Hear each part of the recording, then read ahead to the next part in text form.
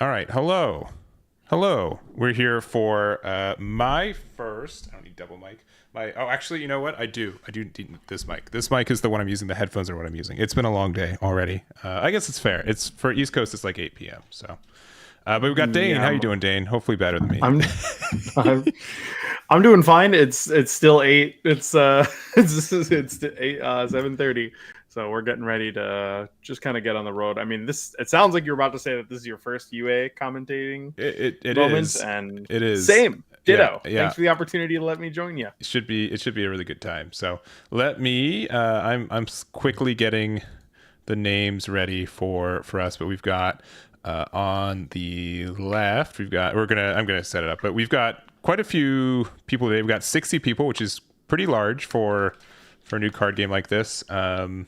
And Dane, if you were playing today, what deck would you be playing? Green Toshiro. Green Toshiro. Something. Well, we're not allowed proxies, right? I mean, Yeah. no.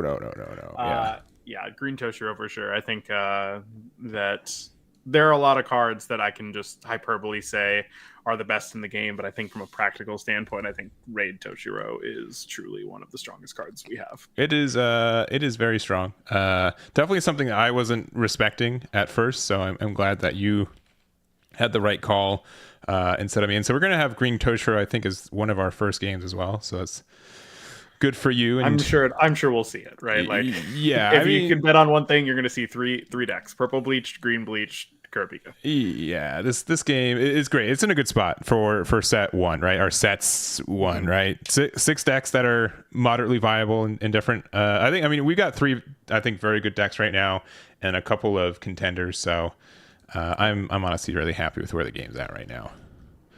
And that's a playmat on a playmat. You guys cannot see that yet, but it's coming. Hat on hat situation. All right. Showing off his championship One Piece mat, and honestly, this mat is gorgeous. I'm not even a One Piece fan, but you can respect the hustle, right? I sure can. All right. Well, it looks like we got it all set up. We're going to transfer over there. The round's going to start in about 30 seconds, but we'll get that set up for y'all. Can you also confirm that Dane can still be heard? Dane, say something.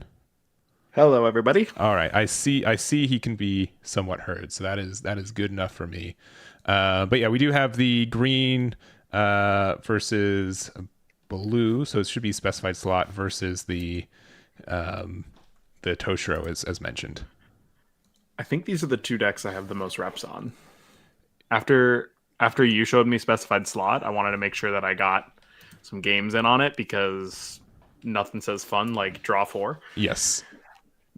So I think this is really it. I think that specified slot is also going to be one of those contender decks we talked about earlier, where it's fine. It certainly needs to get its ball rolling, but if it does, it can really snowball out of control, especially if your opponent kind of misses like one turn of removal or two, and they're like, "Oh, now I just win because I've drawn 4 cards and gotten a ton of impact." Yeah. Oh, here, give me 1 second. Here, we're gonna let me hide the. Let's go back to this for 1 second. Here, I'm gonna mute myself real quick, and this.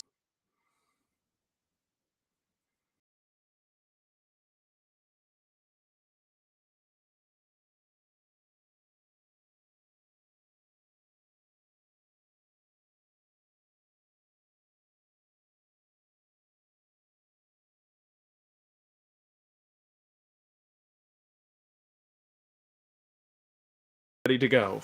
All right, cool.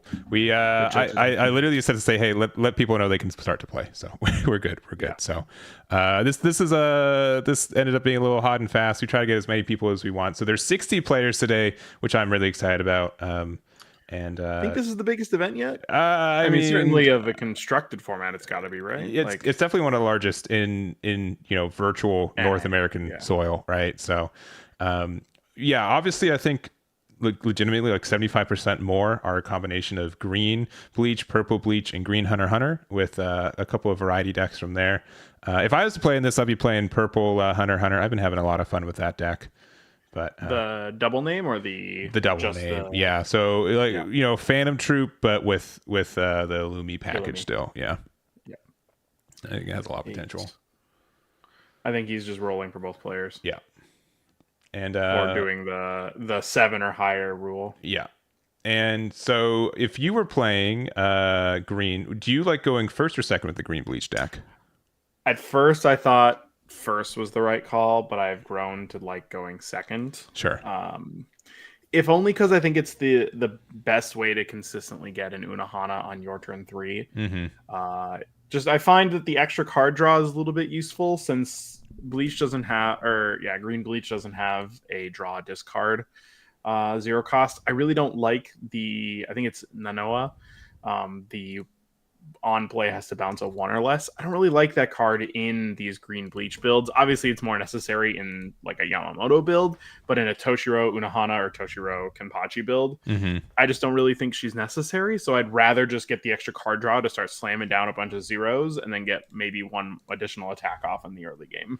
Yeah, I think that's fair. And real quick, in case you guys haven't seen either of these decks, which it's the first week or so of this. In case you guys haven't, the main boss monster for our our green bleach deck is going to be the Toshiro. So it's a 4 cost raid, which is quite cheap. Essentially, you get to stun something, and then if it's let me get this in there. There we go. If you get to stun it for the turn, and then otherwise you get to stun the entire back row if you have enough names. But it looks like we're already started. We have the we had a kind of a bad start there, just on specified slot side. Daniel there having to spend his first turn with a draw, which is just a little rough, and a color trigger that doesn't even. I mean, it bounces. I guess it gets a little momentum, right? Maybe. Yeah, because you were expecting to be able to step that back, right? Yeah. But that is definitely unfortunate for a blue specified slot player. And it looks like we have a play. No. Okay. Okay, another Killer West. So we have another 0. Because at this point, it's just going to be all the 0 cost plays, which unfortunately, right, this is kind of that turn that you're like really hoping that you would have gotten Strip of Beach going, just that way you can get that 2 source, and then it doesn't feel bad to like push up this 2 cost Killua to get that draw discard cycle. Mm-hmm. Yeah, and so and then for the blue specified slot deck, a lot of it is based off of seeing specific traits at specific times. So trying to do that as best you can is very helpful. Looks like we've got 3 energy generation. We've got a Bankai for our green bleach decks. We got 2 more action points to play with. I wonder if we've got some 2 energy sources. Okay, so we are playing Kira. This is kind of that other line of thinking. So you can basically go, well, I want my lower energy 2 energy producers, right? The Nanoa, the Kira. Or you could go along the lines of, well, what if I just played a bunch of Shunsui and Komamuras because they all have triggers? And we're hitting the risky dice, adding it to hand. This is right here, this Toshiro. Obviously, this is a great card in terms of protecting life and keeping the game going. But you look at this situation and I'm like, didn't you just kind of open yourself up to getting completely removed?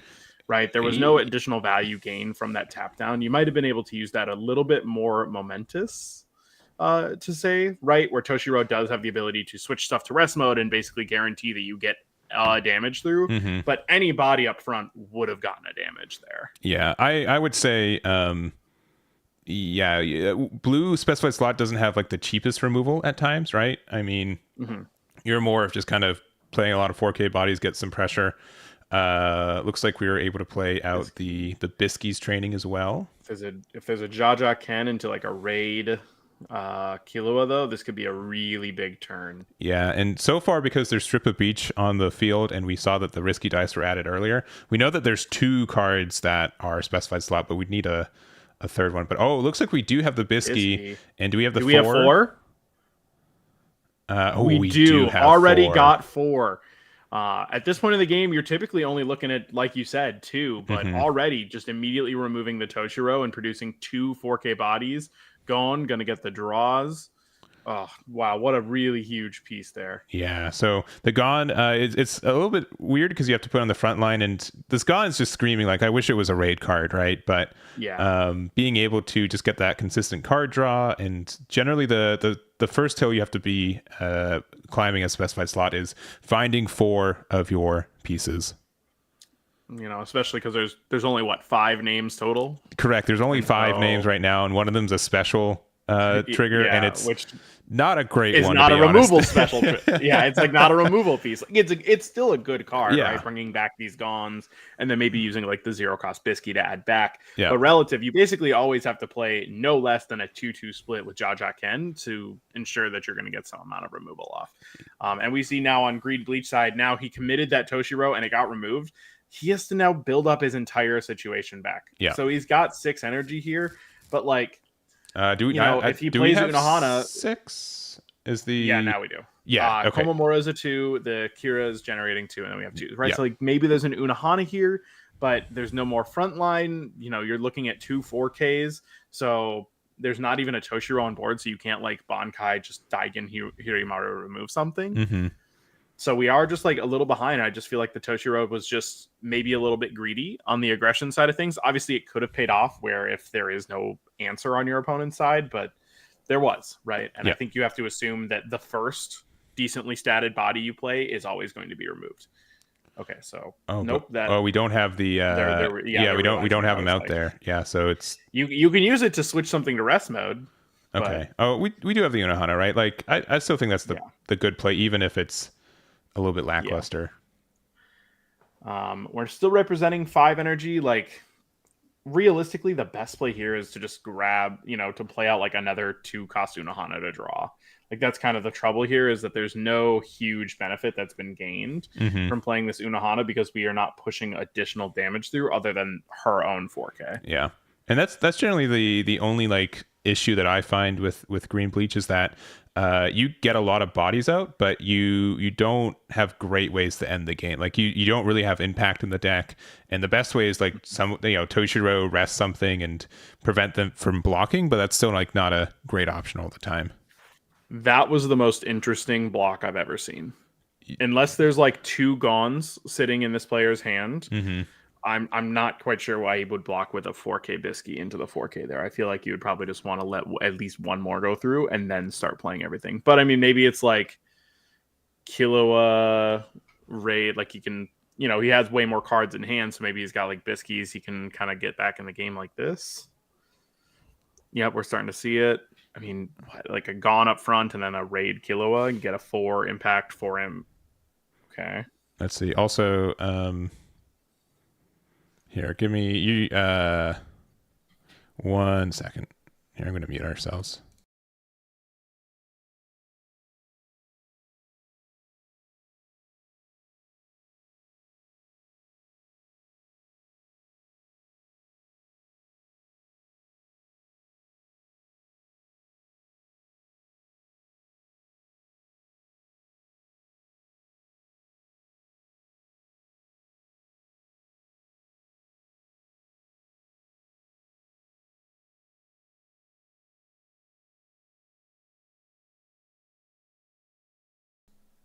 All right, we should be back. So super fixable game state. I'm going to be honest. I'm going to be pretty lax on things like this because it's an early week in this game. It's a brand new card game, and there are stakes, but it's not super high. But the Unohana cannot grab itself because it's only 4 energy or less, right? Yeah.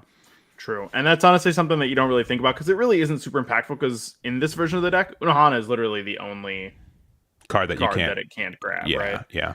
All right, so here we're seeing, I mean, this is 4 full damage going through. Draw 1 and going to get this immediate damage 2 through with the Killua. See, I'm not sure if they realize they're supposed to do them both at the same time, but... Yeah, it doesn't look like... Yeah, it doesn't matter. Are those 2, active triggers are... Is that the color one? They don't have anything in hand to play off. Yeah. Oh gosh, yeah. I mean, this is looking pretty rough. An active trigger that's not going to do anything. Yeah. I mean, and now you're looking at 2 4K bodies, a 3K, and this is that situation where maybe not having these low cost Toshiros is just going to cost the whole game. Not by player error or anything, but if you just don't have the low costing raid targets, your raid cards are just vanillas in your hand. Yeah, and these are games where like blue specified slot looks like the best deck in the game, right? Like you're like, what am I supposed to do? Like they get so much additional draw, so much cycle, and it's let me tell you, there you will find the other side of those games, and you're like, why do I even play this? These you're really looking at maybe not the single highest roll, because if it was a high roll, right, we'd see another Gone up front. But I mean, look at this is two 4K bodies, both of which effectively have a keyword in impact and damage 2 here. Yeah. Versus his opponent that has literally no cards on the front line until just now, and who even knows what else is going to happen here. Yeah, just a 4K body, right? That's just to block the 3K, and then a Daigen to remove something, probably the Gone. I would say Gone, likely because I think the impact's more important now than the double, but I agree. Yeah, but we're just gonna... likewise, the name of Gone, right? There's not another Gone out right now, but that does tie to Jaja Ken, which is the removal. Which, I mean, honestly, a double push into a Jaja Ken is actually game. Yeah, like that's the end of the game, assuming there isn't a life trigger that does something about it. Yeah, I do want to mention too, like this was something like Daniel didn't immediately have a good starting hand, right? We had to like pass on early. We didn't find our energy curve, but generally when that happens to me, it means like we start early with our specified slots. That doesn't work the way they think. Do that? Nope, because it's not a rated card. Yeah. It's not a rated card. You can still draw a card if you want. Yeah. Yeah. Do you want to jump into their comms real quick in case Sure. Just to let them know if they have any questions?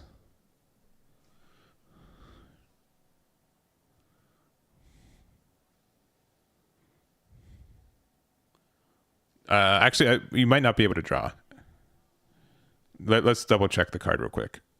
Paladin's Necklace, it's called, right? Yeah, I'll bring it up on the screen too. You should be able to still draw, I think. Draw a card is a completely separate sentence. You should be good to go. Yeah, I think you should be able to draw still. So no worries, guys.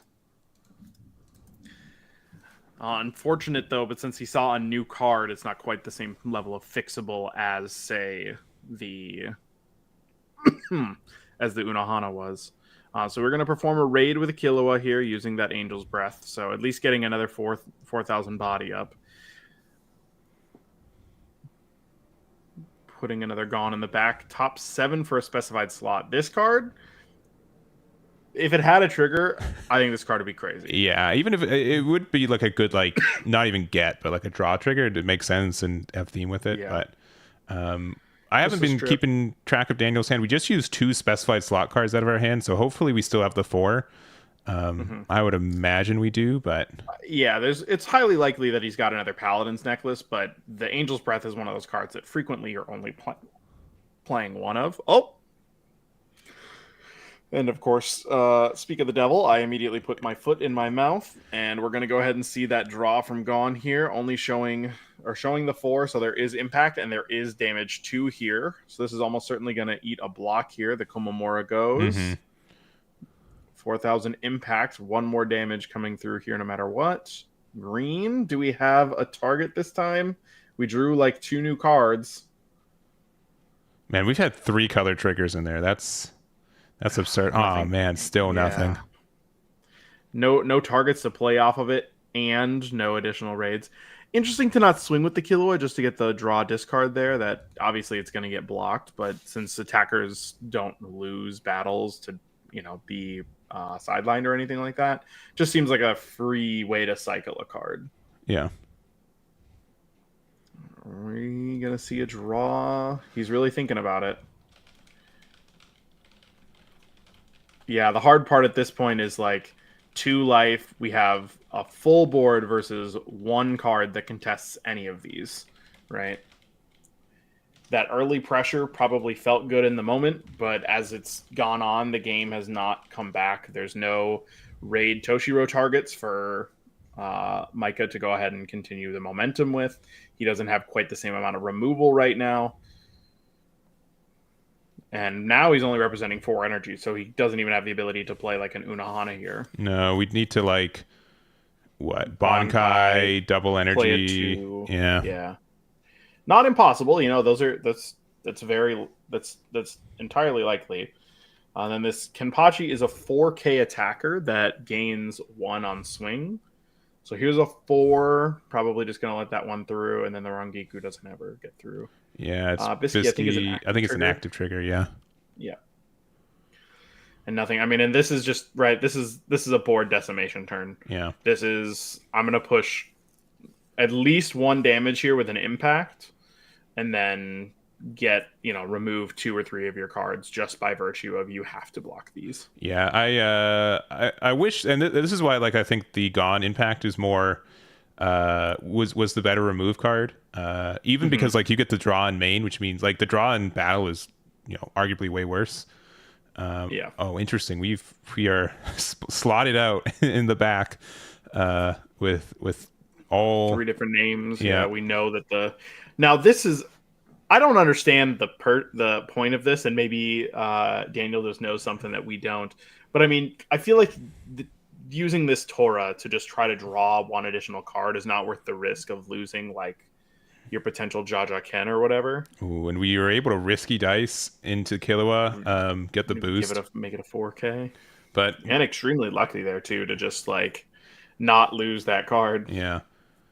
I would have done it on the Gone because you don't maintain the boost. Not that it matters in this situation, but having the 3K Gone, now a 4K, like having your entire board of 4Ks would have been way better here.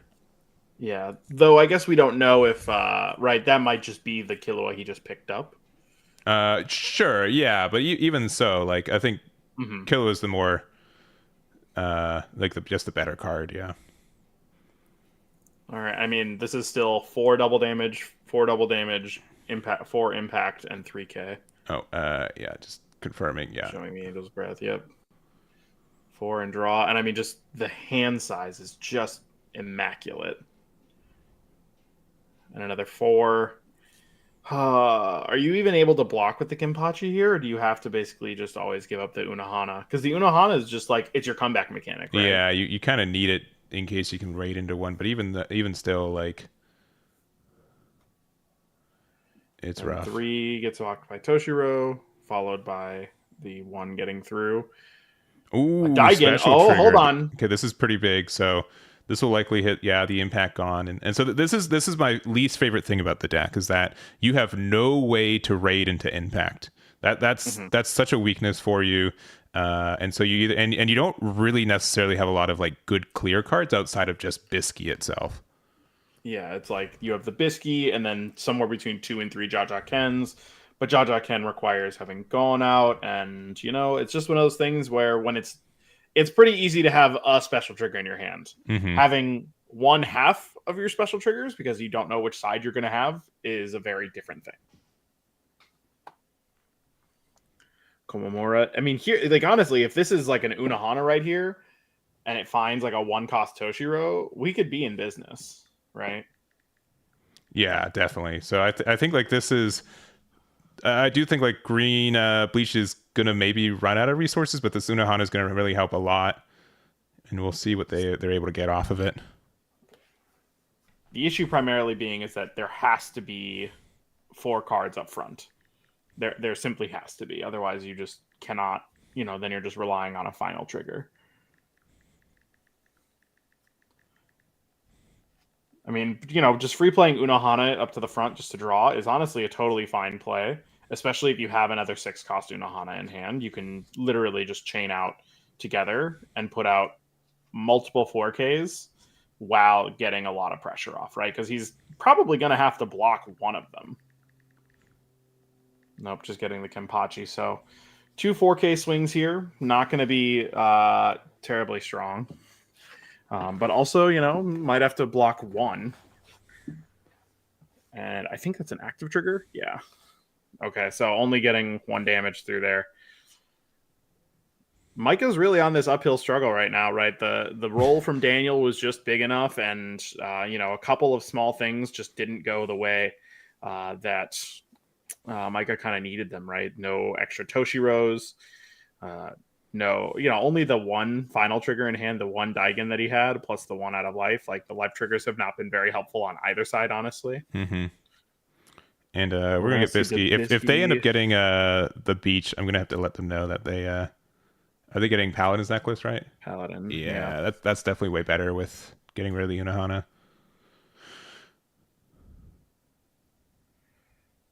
Drawing, and then now all the honestly, it's maybe this is just me, but I feel like you removed the Toshiro there because Toshiro is a name, No, well, and it's just a body. There's no raid underneath it. Remember? oh, that's right. You're right. Yeah, You're yeah, right. yeah, yeah. You're right.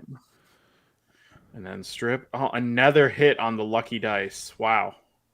Yeah, that's pretty impactful. So we've got 4-4. 4Ks. Oh, okay. And This then this putting is saying, all forward. right, if I don't win this turn, I most likely I win win next turn with next, an yeah. impact in there. We could 4 easily double damage. deck out. Yeah. I mean, we're gonna see 2 more draws here. But honestly, only 2 cards are going away, right? Like the Toramon and the Unohana both get blocked. Yeah, but the Gon's at 4K as well because of the risky dice. So, right? Oh, yes, yes, yes. Yeah, yeah, yeah. So here goes, like, I suppose Kenpachi. Yeah, yeah. Toshiro is just a name, and you just need the name. Mhm. Effectively, a 4K swing is the same as a 5K swing here. Yeah, agreed.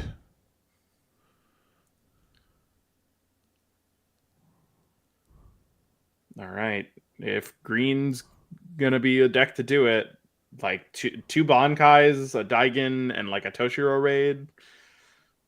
But we're gonna have to see something here. Bit of a miracle. Komamura moves up.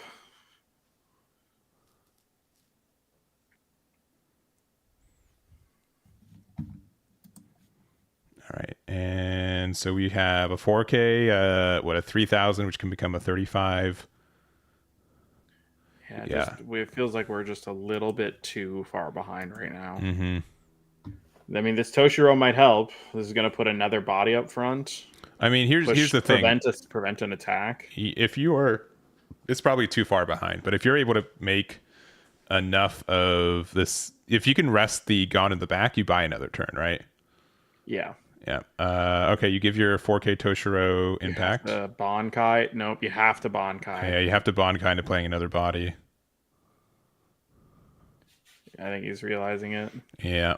Okay. Nope. Still good, but not just one Not body quite short. enough. One body Yeah. short.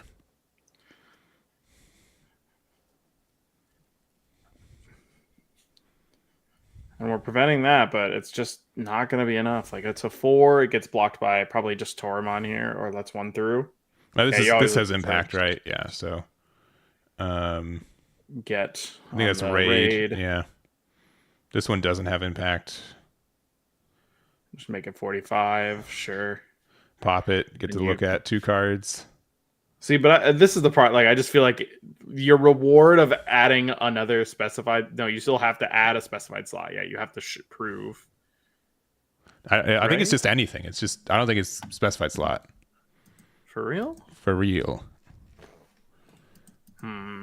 Yeah, look at one, add one.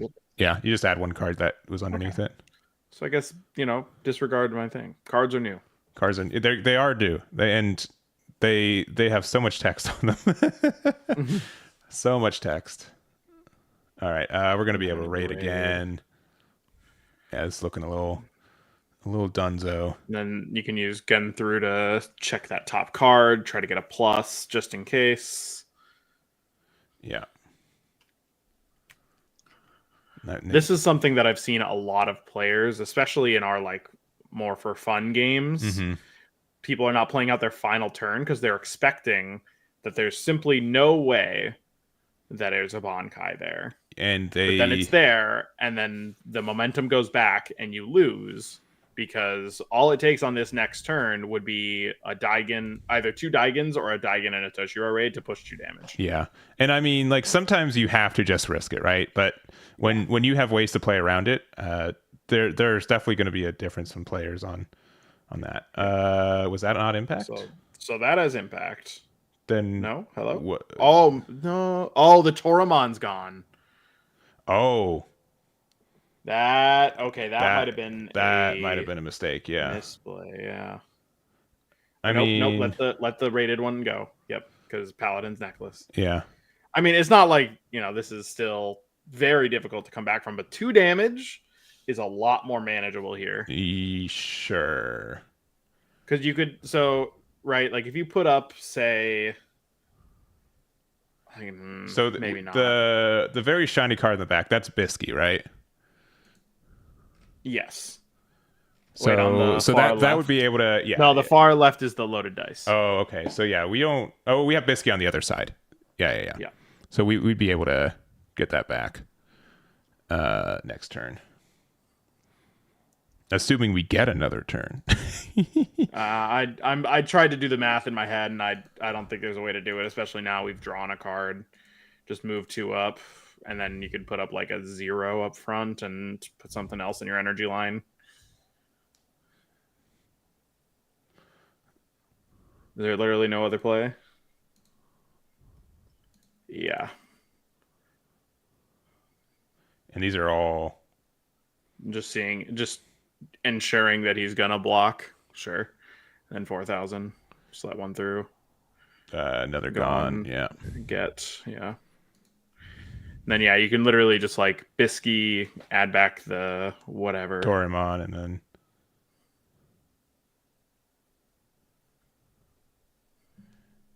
did he draw for turn? For deck out? I don't know. Risky dice on I think gone. he did. Reveal. Jaja Ken. Yeah, Jaja Ken is. Okay, but they have to. Yeah, Jaja Ken should by itself. I mean, play around it twice, right? Like, and we got a Paladin's revealing. Necklace. Yeah. Yeah, Paladin's in hand. And is it a final trigger? See, and that right there, I just feel Yeah. there's just no. You should just Jaja Ken just to be sure. Mm-hmm.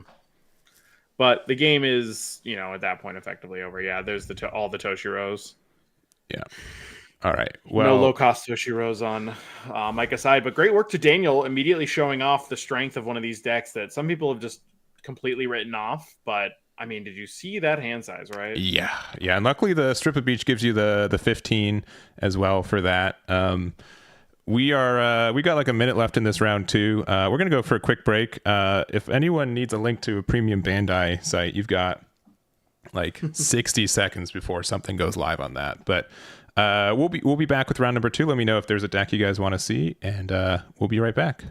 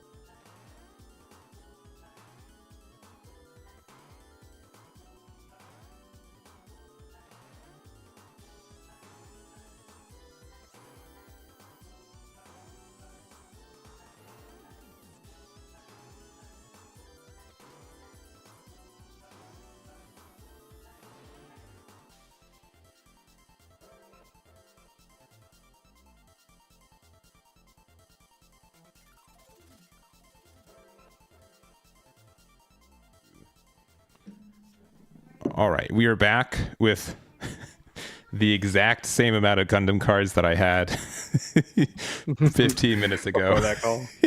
You didn't want to tell anybody about it? About what? But that I couldn't get any? Yeah.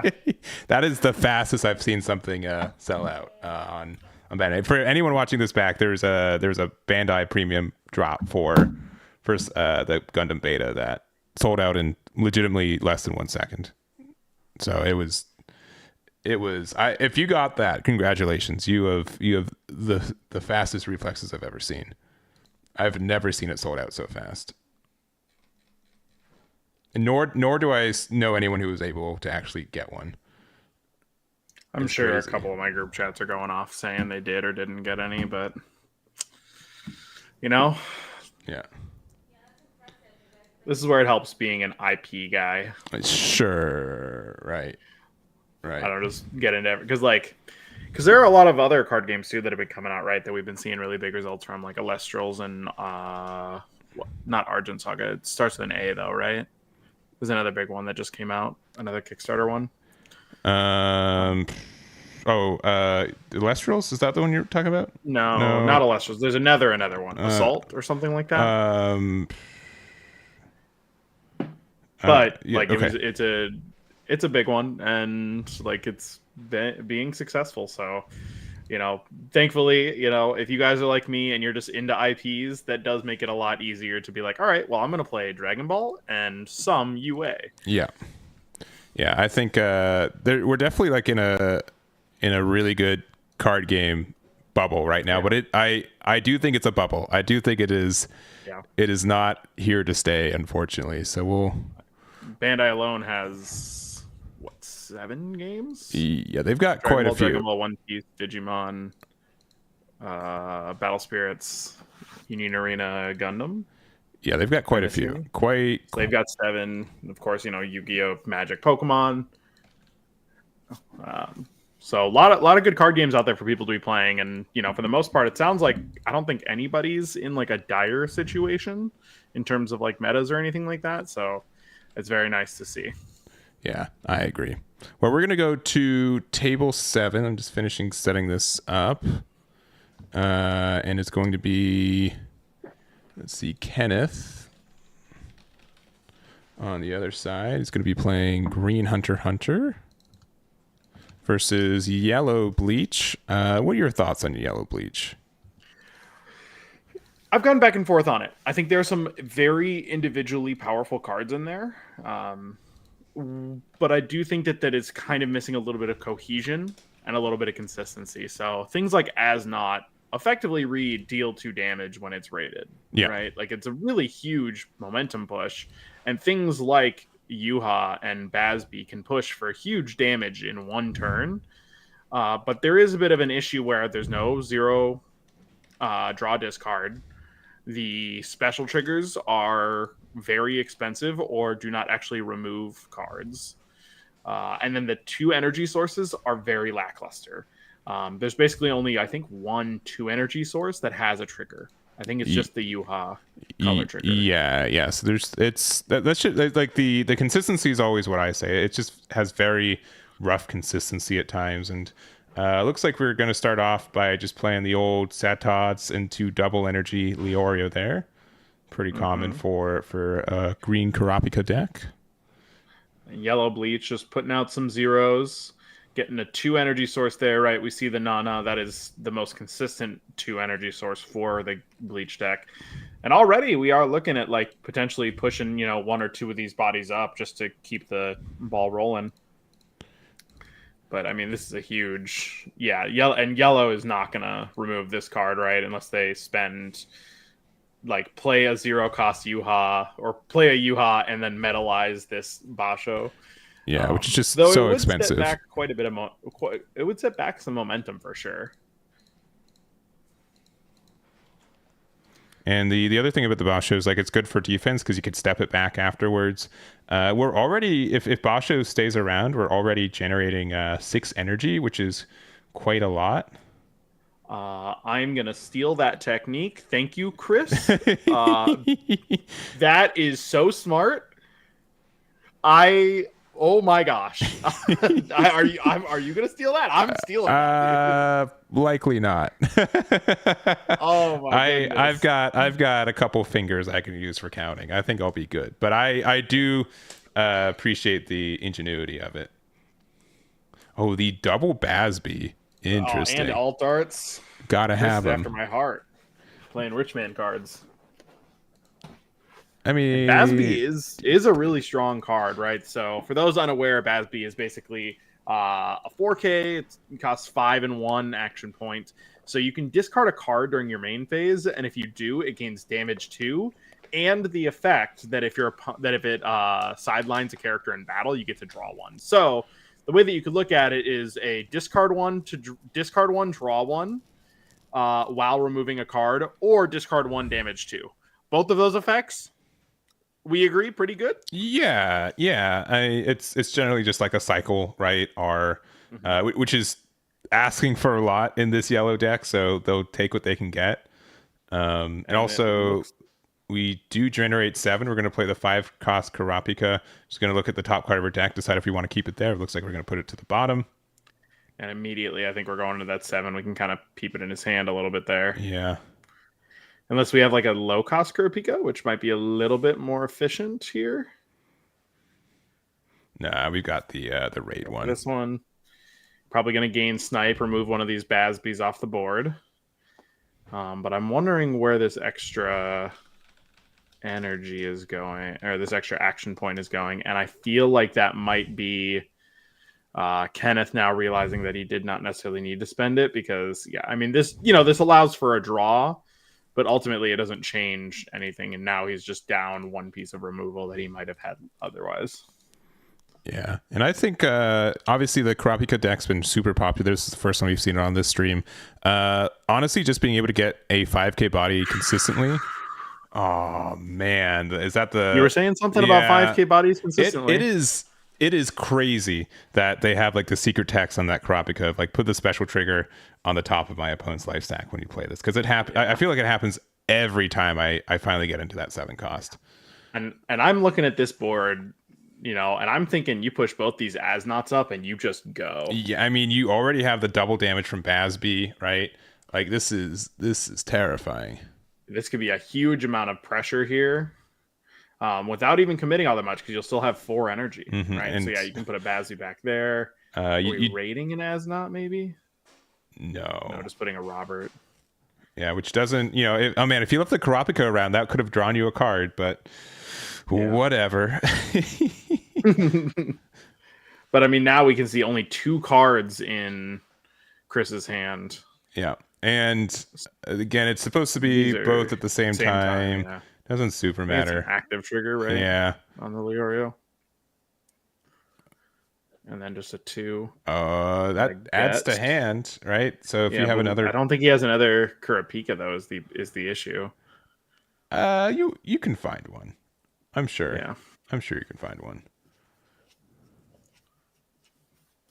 I mean, this is definitely where Yellow Bleach is kind of one of those more aggressive decks where since the game is basically entirely tempo, there's kind of no punishment, and I think he just drew into a 0 cost, which is très magnifique from a talent perspective, if I do say so myself. Yeah. I would have, honestly, at this point, I would have moved up Basho, used the double energy from Sat-Tots, so just have 2 bodies up front. I guess we're gonna get there anyways. But just even being able to attack with 2, I think would have been huge. Just a 4K body up front, and then we get the Kopika snipe. Yeah, I still think having another body up would have been a little bit nicer, especially since we can snap it back. I definitely agree. All right, special trigger number 2, let's go. I mean, color trigger too, just keeping down the 5, right? Yeah. All right, no such luck.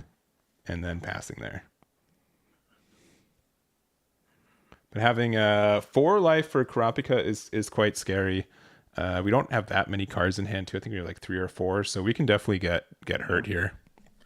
And only 2 cards. Now, this is an interesting spot though, is that you basically have to metalize or like have the jail in order for Basby to push through here. Mm-hmm. Well, there's the final trigger. We're currently generating 5 energy with the double nanas in the back.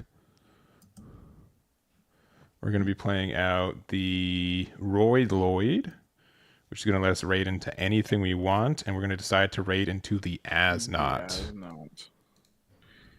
I mean, you just can't discard off the Basby here because there's just no point, right? You just get blocked by the. Yeah, but you still get the draw, right? Oh, you have to win a battle, right? No, you have to win a battle, I think. Yeah. And you don't even get to.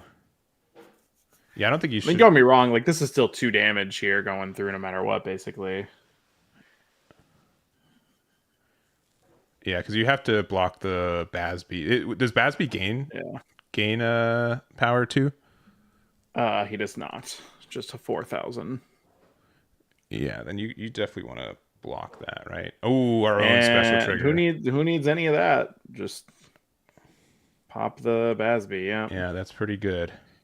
From a momentum perspective, I mean, that's just 0 cards in hand, a worse board. Yeah, and this is something that I when we were doing a lot of the Star Deck and demo stuff, if someone had a special trigger early, like most of the time you just lost on the spot, right? Yeah. In this more constructed format, I think it definitely evens out a lot more. And double Kopika here. This is pretty nasty. I'm looking at the hand here, and the additional snipe. So we now have double snipe impact. Yep, so we get to remove the regular Aandroidd, hit a damage. We get to add the Bambi to hand, as meaning the Bambi is the entirety of our hand. And then we got probably the Aandroidd, right? Interestingly, just that way you can't get up like 2 bodies, but sure, go to the 3. And then Hashwalt. Yeah, which gets added to hand, but we're good. I mean, we've seen like every single name in Chris's build. Mm-hmm. And I'm wondering, does that affect his consistency, right? Because I think we saw the Bambi raid, we saw Baz Bees, we saw Hashwalt here. If there's no Yuha, like he's got metalized still, but is it ever removing something unless you're just playing like the 0 cost Yuhas?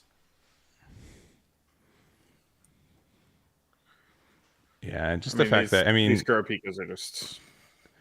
And this really just comes down to most of my games with yellow is that our cycle is so low. Like we do get like some consistency pieces, but it's just so difficult to really find the right pieces and the right combos at the right time. Mm-hmm. All right, so we do have this. I believe that's the special trigger, right? Yeah, the fear. I think it switches 1 to Restmode. I don't think it comes up during the next time it would. So it's not terrible, and then it draws a card if you have an Aandroidd out. Yeah, so then it can't attack next turn.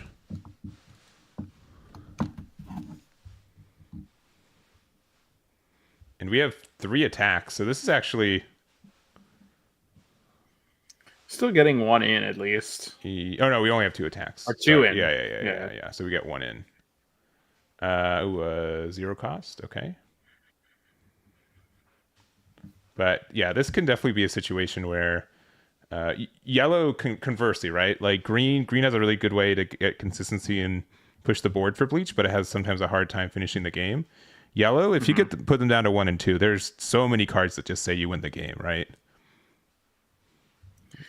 Yeah, I think that's the big issue is that whenever you're at the end, these end game states, right? Like we're looking at 2 life and 3 life. You're just kind of always making sure that you have the I have the win the game now card, which is just removal or an impact guy or something that switches a body to rest mode. There's another Emperor Time. Yeah, that is so good.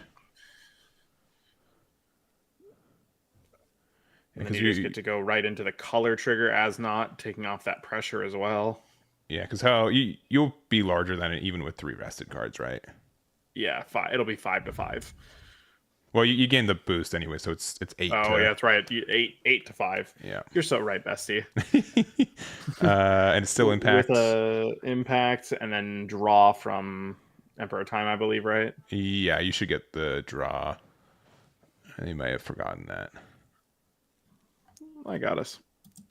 Hey, make sure to draw off of Emperor Time. It is mandatory. There you go. Perfect. All right. Basho. Into another. Oh, and I think that right there is another exemplary issue of Yellow Bleach. It's just that there's no good triggers. Yeah. In There's like comparison, just yeah. none. Yeah, right. Like Yuha Raid is fine, but 6 energy defensively is asking a lot. Mm-hmm. And it's one of those situations where you're looking at it and you're like, man, does this deck have the sauce? Because some of the cards just are ridiculous. This Jugarum right here, impact, it's got lots of stuff going on for it, but there's not enough removal in the deck.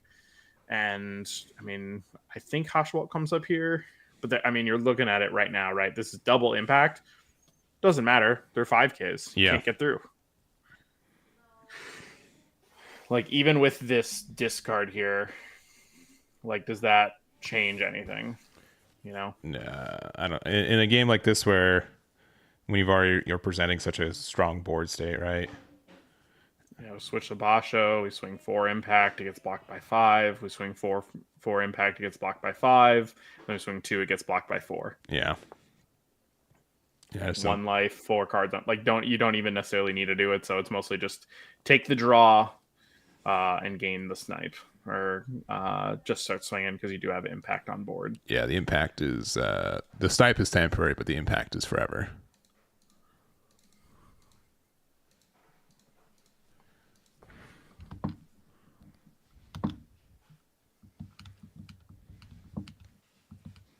Yeah, there's the block. There's the additional block. Yeah, and that's Sometimes you just have to check, make sure your opponent's paying attention, because sometimes they'll let stuff through. All right. 2 5K impacts, 1 life. It has to be essentially double final trigger in the game, like to not lose at the spot. Yeah. Which honestly, I think we've only seen one, so it's possible.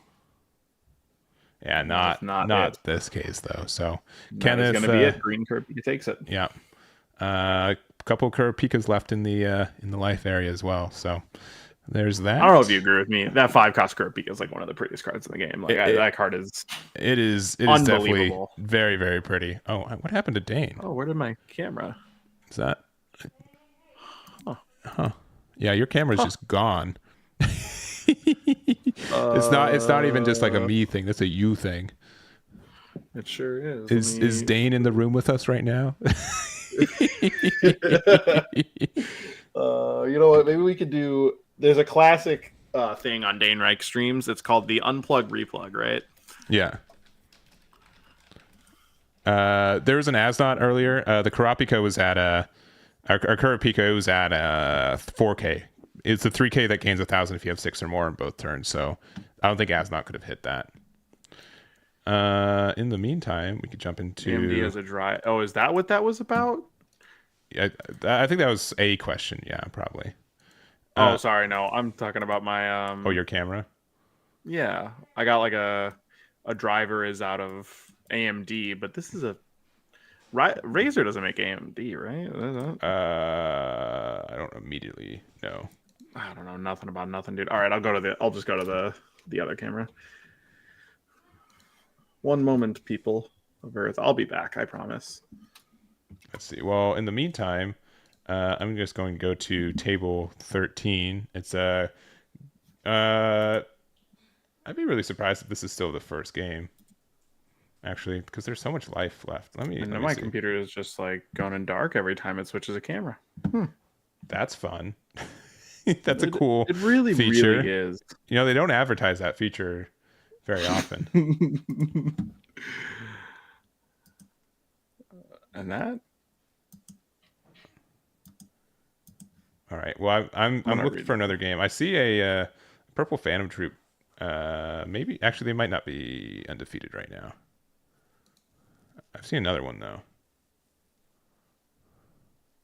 Oh man, purple bleach is doing super good. All right. I think we'll just go to table 2 right now. It's another yellow bleach, so I'm just gonna go over there. All right. Names are wrong. Deck on the left is green bleach. The rest is okay.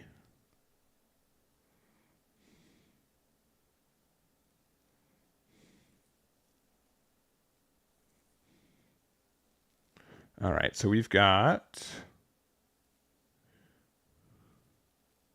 a wiggly cam. We got that for sure.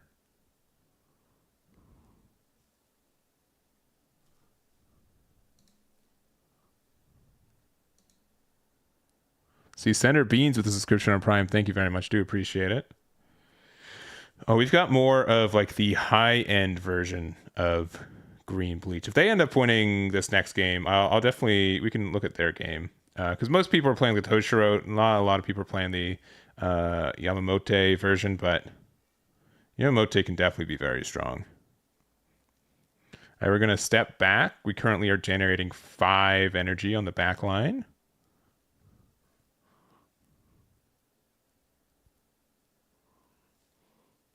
I don't think are they transparent sleeves or are they the real sleeves? Because there's also like the sleeves that are like literally Union Arena branded sleeves. All right, they've got the Yamamote up as well.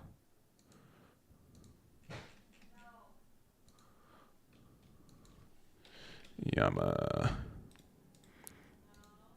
So this one's really, really interesting.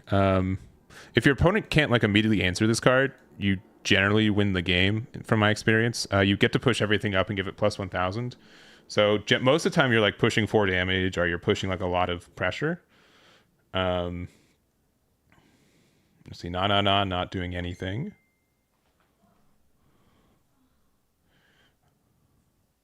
Oh no, Dane just hit me with computer is panicking. Sorry, Dane. I hope you're all right. Just like his computer's like, whoa. You're on an Eggman stream? Oh, I can't. I couldn't. Let's see. We got the jail, which switches something to active, which doesn't super matter. And we've got 2 life to 1. We've got a big 5k impact. And yellow generally does not have a fun time removing 4ks, and 5ks are asking for a lot. Asking for quite a lot. They could have it double sleeved, but it might be transparent sleeved. I have mine double sleeved, but I'm not 100% sure. To be honest. Oh, the triple raise! You love to see it. Love to see it.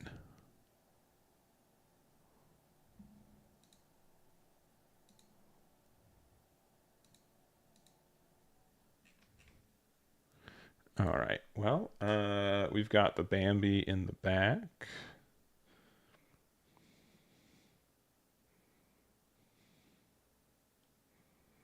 Yeah, this is such a tough position. Like even if you survive this next turn, right, you're just delaying it. We don't have the. Yeah, you don't have the energy for that. Yeah, you need the 3.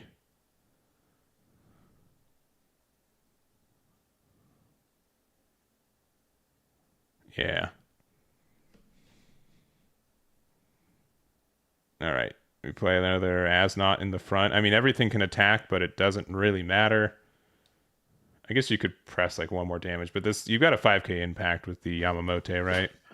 Is that a that's a big Yamamoto there. Yeah. Is it Yamamoto? Am I saying mate? Am I saying it wrong? Yeah, Yamamoto. Oh man. All right. Well, my apologies. I played this deck at first when people were telling me about green bleach, and like this deck is just okay. And then you showed me the quote unquote real deck. But it looks like this we're end up. Oh wait, that is a final trigger. That is final. That's crazy. That's like less than 10% chance, and we're getting 1 back. Yeah. So this is they're not going to be losing this next turn. And honestly, with 2. No, okay. I think we could have. No, everything got plus 1,000. That's right. So I don't think anything could have. Or 3K could have blocked the. Oh, it was a 2K, right? Right. That's not a 15. Yeah. Yeah. Okay. I think we're still in a good spot, but maybe. You'd have to produce 4 bodies and remove several things. And we're starting with a draw 1. Yikes. With 1 energy. Yeah, we tried to final trigger from our hand the previous turn, and it wasn't working out. So because we weren't generating enough energy. So yeah, just 30K block.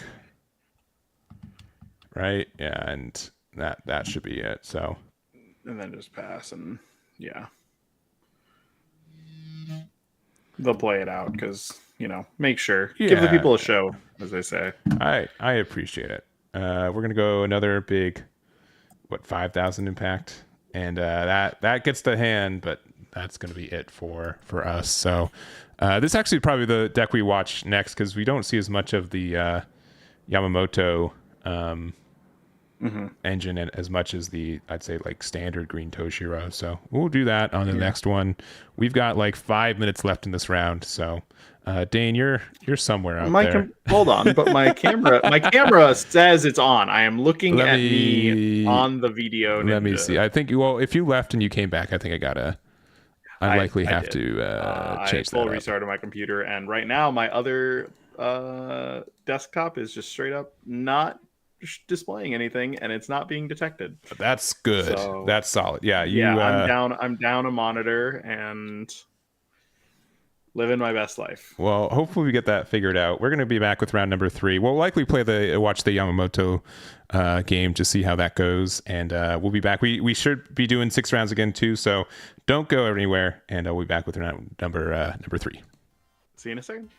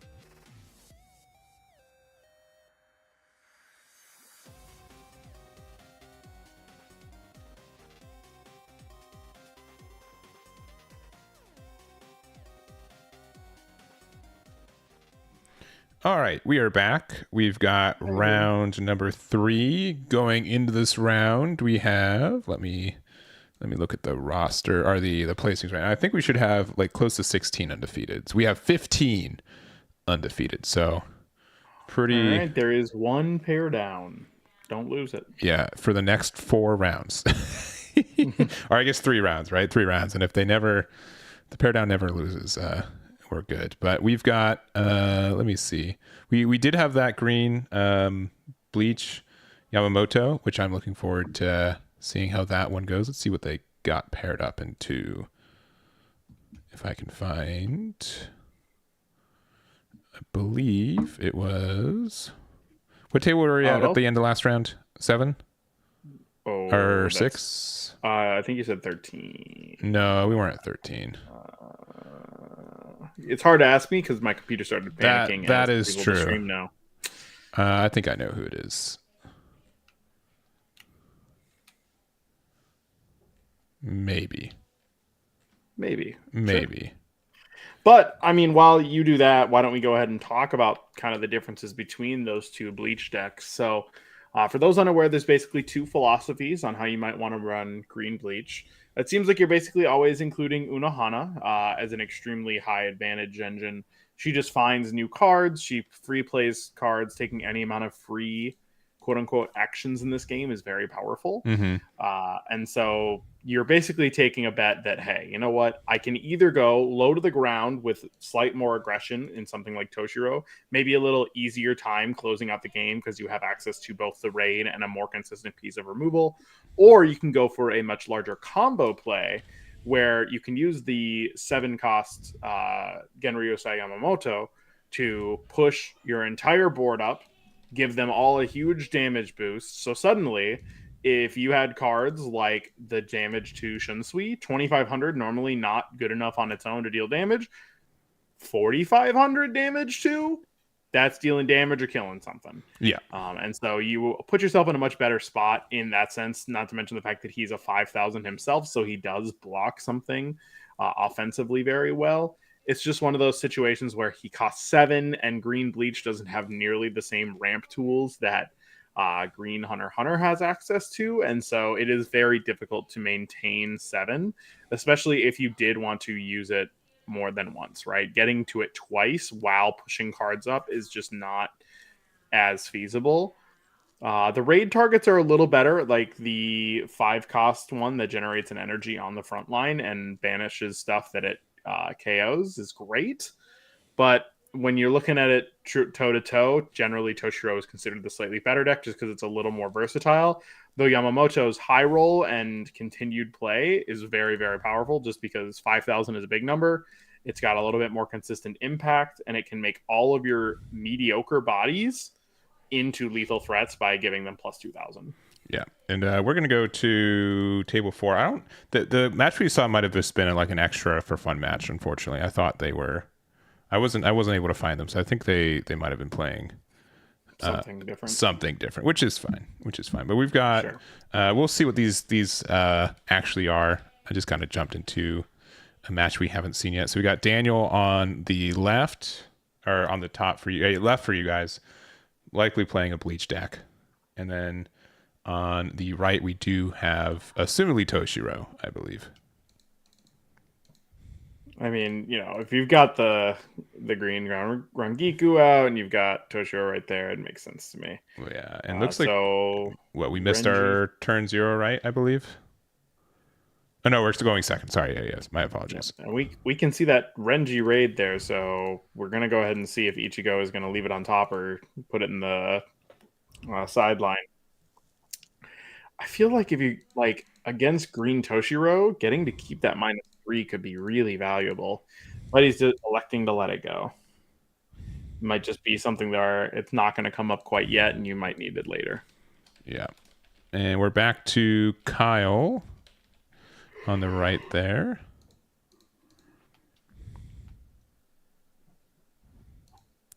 And yeah, my apologies. I'm just behind. He's just going to choose to draw. The fact that he's drawing is, I mean, that's usually a detrimental sign, right? Mm-hmm. Just if you're going to spend any turn before like turn 4 drawing, It's probably not a good thing. It means that you're missing curve in some way.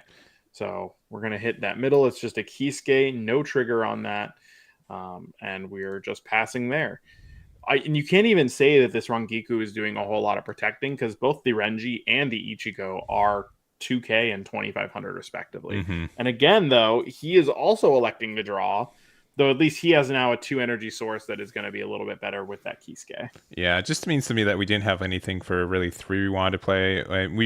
Renji is a 4-cost raid card, right? Mm-hmm.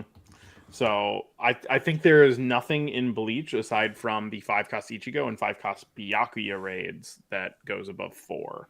So there are a lot of builds that can literally stay within 4, right? If you're just playing like the Impact Ichigo, if you're playing Renji, Rukia raids, all of those cards stay within 4. So the only time you ever need that 5th energy is if you're on a Byakuya build, if you want to raid into the 5-cost Ichigo SR, or you want to play the 2 action point Renji from the starter deck.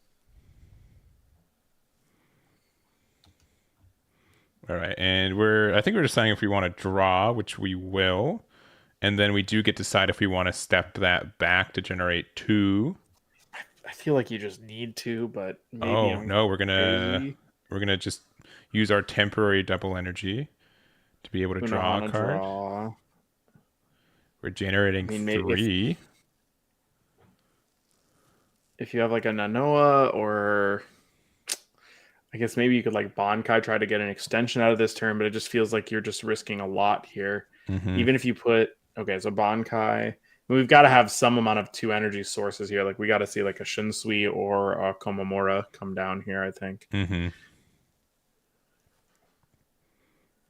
Okay, right. so there's Komamura. Currently generating 5? 5 total. If we have another Bankai and then a body, we could like go for an Unohana play, but nope, we're just going to go ahead and play a large Genpachi, which against Purple Bleach, this card is stuck here until the Getsuga Tensho comes out. If they're playing against Byakuya specifically, then it just literally does not get removed because it is unaffected by BP minus power. Utakate dies. Yeah, I think it's a good... I mean, you're going to see a lot of Purple Bleach, I think, and I think that's a really good tech card for specifically that matchup.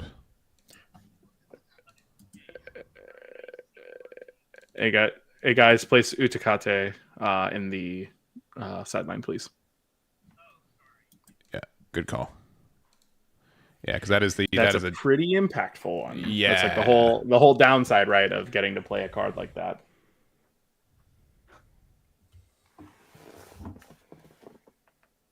And so we're gonna see a draw again. There comes the first 4-cost Ichigo. Are we gonna see maybe?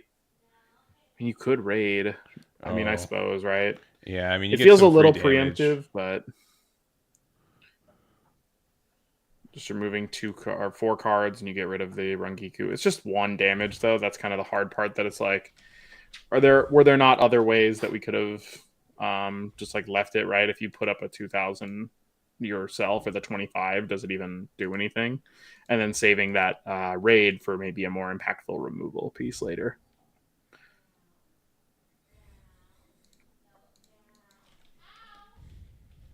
And I mean, now, right? Oh, okay, I thought we were drawing. That was going to be panic mode if it was a draw. Yeah. I mean, here's the thing, right? Is that if there's like a 0-cost Toshiro in hand, followed with like an Unohana raid, and then play the Toshiro himself, like that could be crazy. Mm-hmm.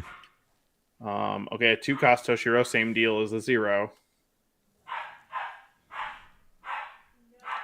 Unohana goes nuts here. But I feel like if he had it, it'd be a windmill slam, but I'm not sure. Maybe he's considering the Bankai to extend potential plays. Yeah, because we're generating 6 right now. We're just going into Toshiro. Yeah, which is still putting fine. Down Ichigo. Yeah. But you definitely, I think Unohana would have been the better card right now for sure. Mm-hmm.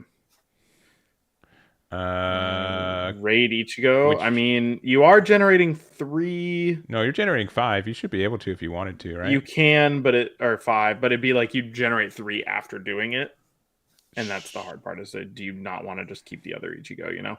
Sure, and I guess like because we're gonna be pushing that up, and we're generating Okay, yeah, we have another Ichigo in the back, so I think that's fair. I think that is Yeah. a fair play.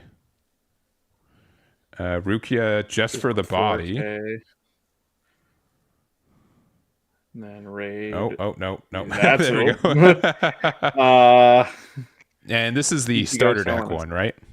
Yes, this will be that starter deck Ichigo. So you can remove 4 cards from your drop from the game.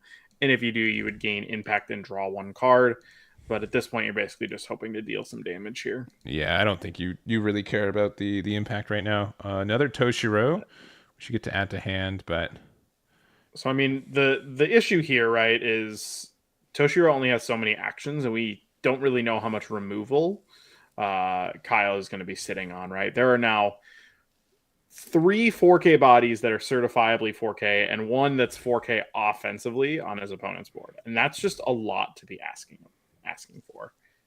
yeah. So I believe is which card is that? This is a 13 court guard squad. So you look top 4 and you get Oh, to that's a add 2. 4. Yeah. So we add a Yachiru, which is the restand for Kenpachis, and a 0-cost Toshiro. We can use the Toshiro at least as a raid target, but again, it just feels like one of those things where we are not producing nearly the bodies that Daniel has, and that's going to really set us behind. Yeah, it definitely feels like we're trying to find Unohana, which not seeing 6 cost by now is we're starting to approach the unlucky territory, right? I would expect to see it by now if I was running 4. Toshiro, just immediately another Toshiro? Or do we have maybe like a Bankai into a Daigen? Oh. No, just a Daigen outright. Removing, sure. I think generally you would want to remove the Ichigo names, just that way you can slowly try to take away Getsuga Tensho potential. But yeah, I would get rid of the Ichigo with impact potential, to be honest. yeah, But especially now it's currently online, getting it at the worst, right? Just making sure that they don't get the extra draw, because now he does have 4 cards in there. Though being on only 3 energy is a little bit different. Oh gosh, is there? I'm just playing Rukia out again, vanilla. This is the starter deck one. Just remove 4 and draw. Sure. Give it impact. I mean, this is still dealing, 3 damage or 2 damage and losing Toshiro. There could be like an active trigger. Ooh, another special. Daigen. Okay, we gotta kill. Yeah, that one. Yeah. And then he's asking if the top one again. Yeah, no trigger. So it's I think it's what 5 life to 2 right now. 2 life for Kyle. Yeah, and this is where we have that Toshiro raid in hand.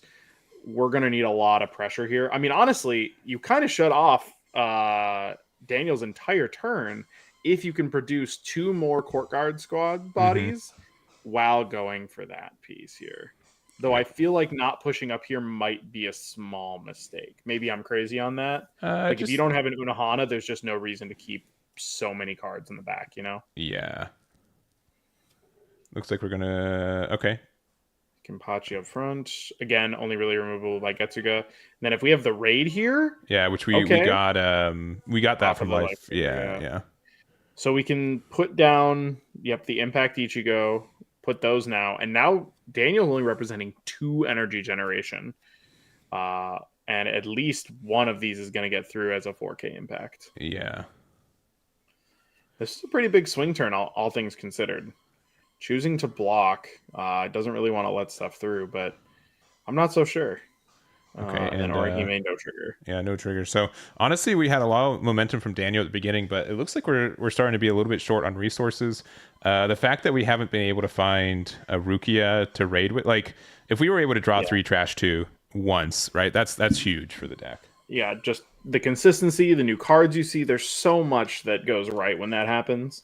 And right now, we're only generating 2 energy, which means that there's just no impactful plays that can happen here. Yeah. Right, like, even now, you're still, at best, going Bankai, make a 2 energy, then you can get Getsuga Tensho. You could maybe, like, Renji get rid of something, right? No, because you're still only representing 3. Sorry. For some reason, I thought that was the double energy Ichigo. You're right. That's just the color trigger. The color trigger, yeah. it's a little bit of a rough spot, all things considered. Like this Mm-hmm. is now suddenly like that extra push of an Ichigo is starting to cost Daniel quite a bit.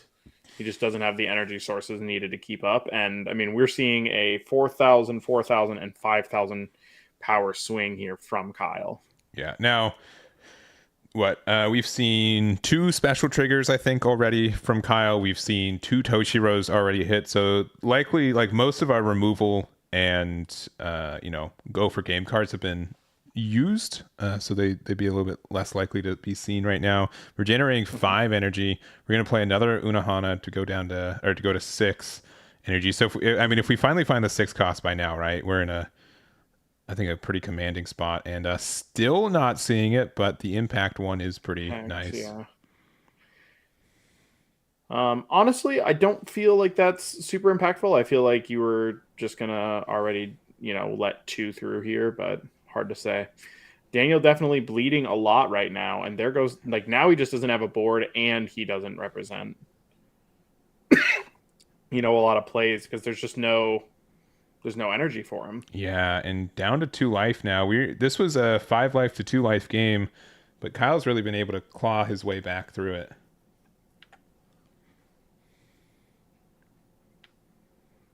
And we don't have that many cards for Bleach. It looks like he's considering having to take another Moving one. up in Ichigo here. Whoa.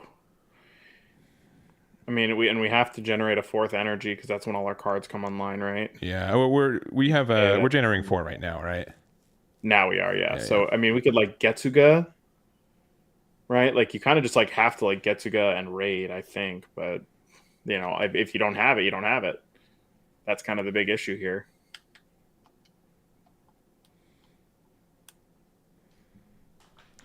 Okay, we've got it's the starter deck one. You definitely would have rathered see the I think the one from the set, right? Being able to get rid of a body and pressure is way more impactful than impact. But we're gonna put them down Did to 1 he life. hold on? Did he raid that? Yeah, right. Yeah, Did yeah, he I did. just miss it? I feel like I looked away and yeah, Yeah, he okay. raided it. Yeah, there's a body Making underneath. sure. We got double raid. Hold Oh, up. this is impact. Or double impact. These are You're both right. Yeah, these impacts. are both impacts. You're right. You're right. Is that just game? Well, the Bonkai was the second to last one. Is this last one Bonkai? No such luck. Yeah, No. we end up taking it. Dang, that's crazy. That That impacts. did not feel like a super. Yeah. That did not feel like the game was going in Daniel's favor. But sometimes impact just be that way. Yeah. Those extra hits that Kyle kind of took early definitely cost. Mm-hmm. Yeah. I mean, honestly, that was like the last push I think he had. If he wasn't able to win that turn, I don't think the momentum would ever go back to his way. But Daniel able to get a double impact in the game and sneak out a win.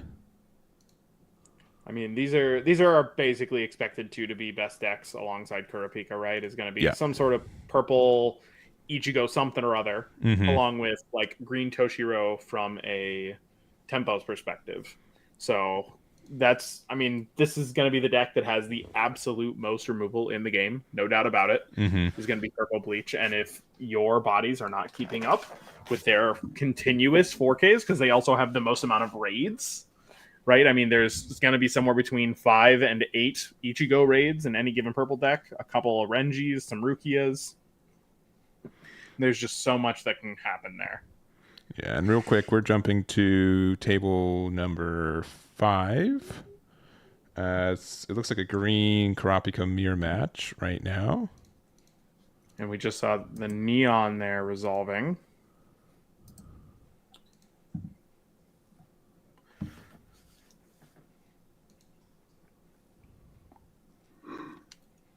Let's see. Looking at chat, no one's playing Bomber. Unfortunately, no one brought it today, as far as I know. Really, just no one actually. Just like, no one sleeved it up. As far if they did, there's like one person. Yeah, I mean, I was told that Bomber was the better of the 2 blue decks, but I'm not so sure about that personally. I think maybe I know it gets support down the line, right? But yeah, and I took a peek, at the cards that it's getting, and those are strong cards, no doubt about it. But relative, I mean, that's at best a year away. All right. Well, we're down to 1 life as our left Kopika player. I And mean, we need to try against to push Kurapika, 3 that's just so damage. difficult. Yeah. 3 damage onto a board of, all 4Ks except for Basha, which is a 3. Mm-hmm. And Not we impossible, but he's only generating 3 himself. Like, I don't. This just doesn't seem with a draw. Ooh, yeah. All right. Generating 5. 5. So like Bonkai and okay, we're gonna push it. I mean that doesn't matter, right? We have to have legitimately Put it the up. final Just put it trigger, up and even front. then, Yeah, that's gonna be pretty tough. Yeah. and just none of those attacks get through because it's not even a 4K right now. I mean, that's going to probably spell the end of the game here, but we always do want to make sure we play it out. There are 4 cards up there. There is no impact, or no, there is one There impact, is right? impact. Yeah, there's the color 5 trigger. cost. All right, and Yeah, and I mean, another a impact with second snipe. impact. Yeah. Do you have 2 Bonkais Yeah. or Hunter's Hunter license. license? Yeah. And a 2 just replaced for a Neon? Sure. See, but I feel like at this point you might just be expending resources to expend them rather than having gained advantage. Obviously, the game is still almost certainly over, but you don't know for sure that it is. Here, let me let them know real quick about the.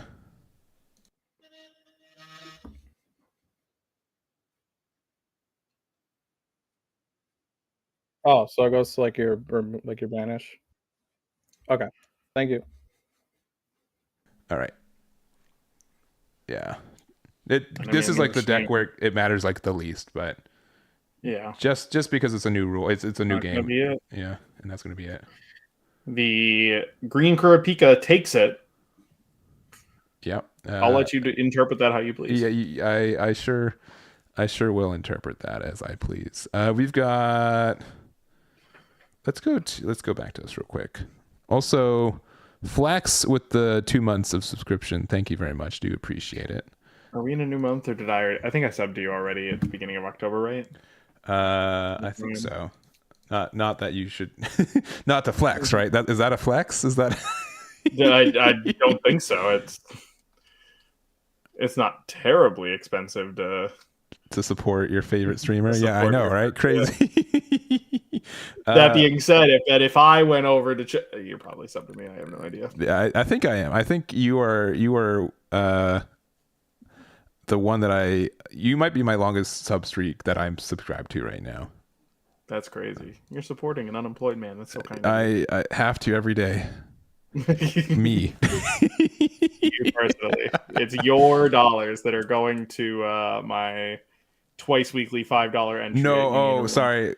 When I said support an unemployed man, I was talking about myself. Oh, you? I see now. Yeah. What we're referring to. Yeah. So we've got Cody, good friend of the channel. He's been over a couple times. He's playing Purple Phantom Troop as well. He's got Just straight Phantom Troop this time. Oh boy. And we're giving the snipe to that doesn't give impact, does it? It just gives snipe? I think it does just give snipe, yeah, because Yeah. you can use it on the 0 cost as just a way to remove something, but it doesn't necessarily get anywhere. Yeah, you'd rather get the impact remove, right? I mean, I guess Yeah. it doesn't super matter, but if you want to, I mean, you could have given it to any of the other bodies. You get the color trigger, so you get to play out a body again. Oh, I guess. I mean, what you've got 3. The Crollo, the top 4. Yeah, top 4. If this card could just search for Crollos, Yeah, right. I tell you what, like, I mean, I understand like why Gone 2-drop can't search for Gone, but this is a color trigger, right? This is like a meaningful piece of your deck, right? Right, top or bottom. like playing it is giving up other resources, Yeah. All right. Do we got the final trigger? We do not. No such luck. I think it was an active trigger, which would have made a difference if you hit that one first, because you could have made a 6K Nobu. Right? Yeah, I think so, but honestly, I mean, this matchup, in terms of the game itself, I have felt that there are not very many Stark matchups, and it's more about like just straight deck strength. Mm-hmm. like that there are not like, oh well, this matchup is so hard for blah blah blah. This might be the exception, which is thematic. Sure, right. I think the biggest, the hardest thing for that deck, at least from a more standard build, is being able to remove a 5k, right? Yeah. Most other decks in the format can moderately remove a 5k. You need to have like the Nobu, and then like you have to use your special trigger and also have Crollo on the board, right? You can do 1k, 3k, 1k, or I mean, you could like double Phaeton and special trigger. Sure. Both, Yeah. right? Yeah. But that's so right. Like that's just, we're talking about these like, do you have this specific set of cards rather than any number of combinations? And so it's all about the combinations versus permutations argument. Yeah, And especially you just when have to see more they can cards. literally say, "Oh, is that a Crollo right there in your front line? Cool. I'm going to snipe that and get out of it." So, but my experience is that if you're able to go fast enough, if you're playing like the Illumi package, they generally don't push up very quickly, and because of that, you can just go Illumi double, put them down to 5 very quickly, and then you can start chipping away. But being able to remove a Kopika 7-drop, you really need to make sure that you can get there and save your removal for that, because otherwise it's so uphill. So I think we've got just a couple minutes left in time. It looks like we've got not too much. Perhaps we can watch a Purple Hunter next. If there is still undefeated. I mean, there's 7 or 8 undefeated, so they are none of them. None of them are. None of them at the beginning of this round where either are. Otherwise, I would have done that. So hot guess that they're exactly the 3 decks we keep talking about. Yeah. Well, we're gonna have, I think, 7 or 8 undefeateds going to this next round. Let me see what they're playing, seeing if there's anything that I've missed so far. We're gonna go into round number 4, and we're gonna have that. So we're gonna take a break. We'll be back in about, I'm gonna say 10 minutes, and we'll let you know what we have left. So we'll be right back. All right. Bye, everyone.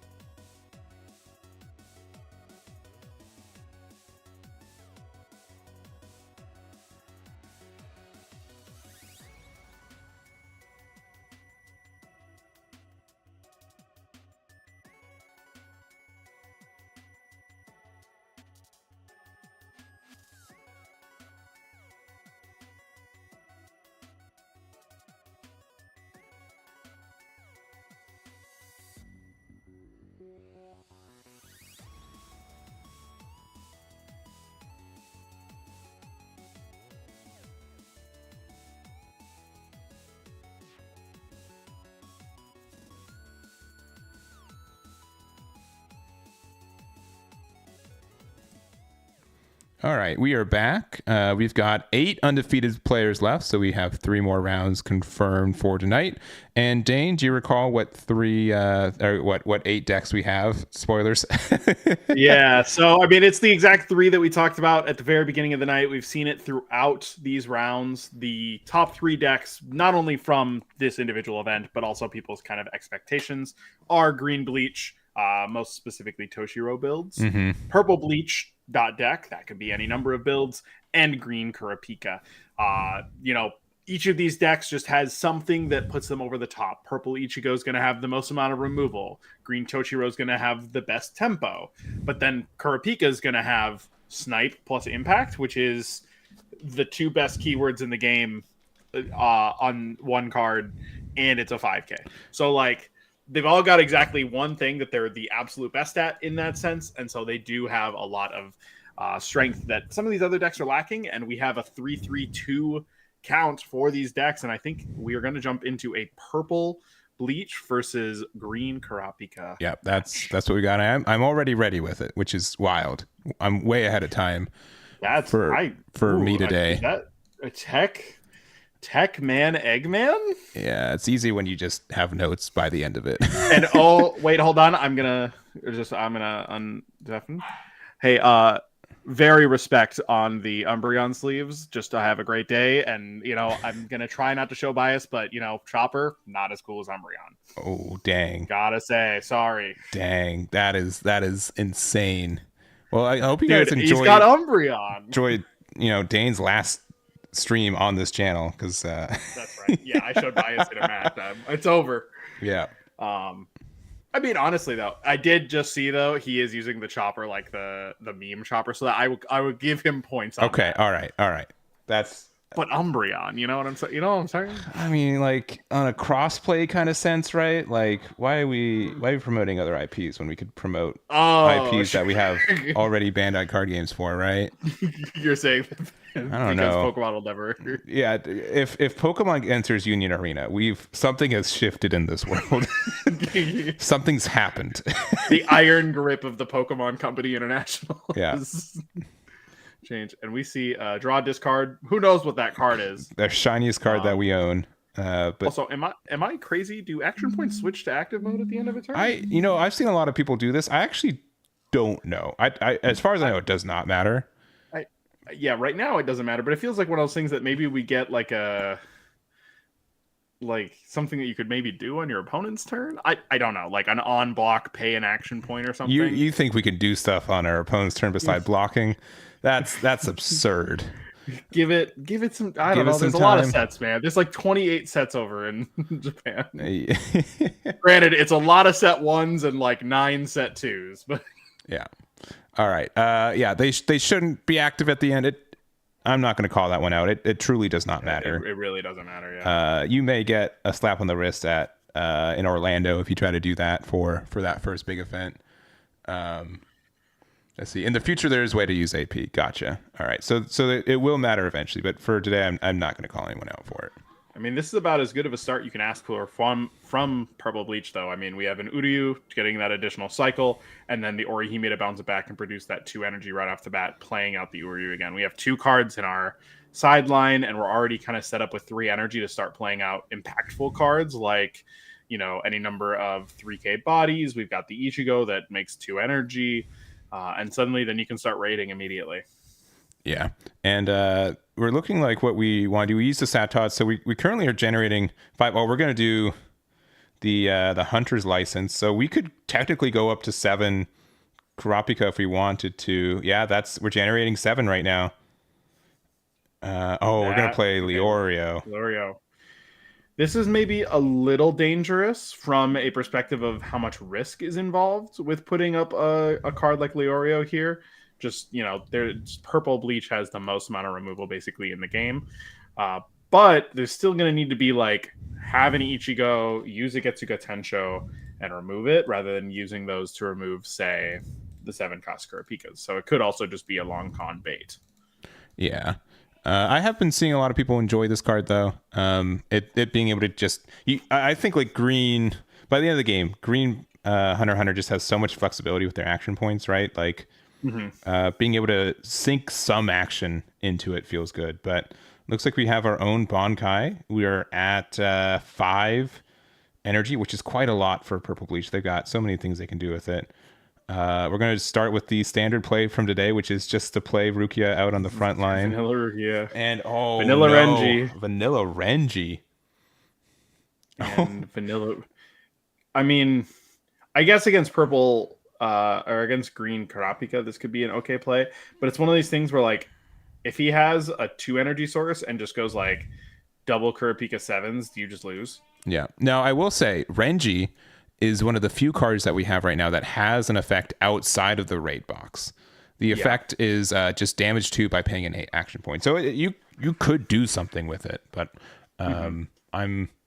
honestly, it could happen here if there's not any removal on Omar's side. I mean, does that just mean, hey, you know, I'm pushing multiple 4Ks through? Yeah.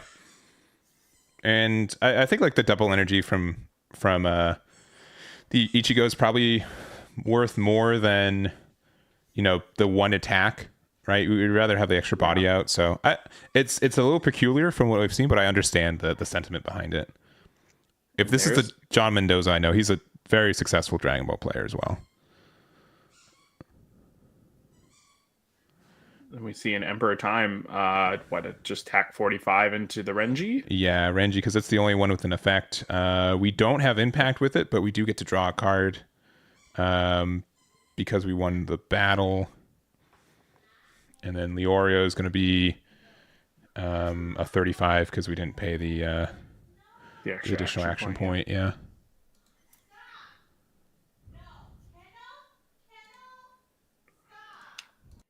I mean, what are we going to say? His hand is not very big, right? Like, he just played out a bunch of cards last turn. So there's a decent chance we just draw, which indeed we do.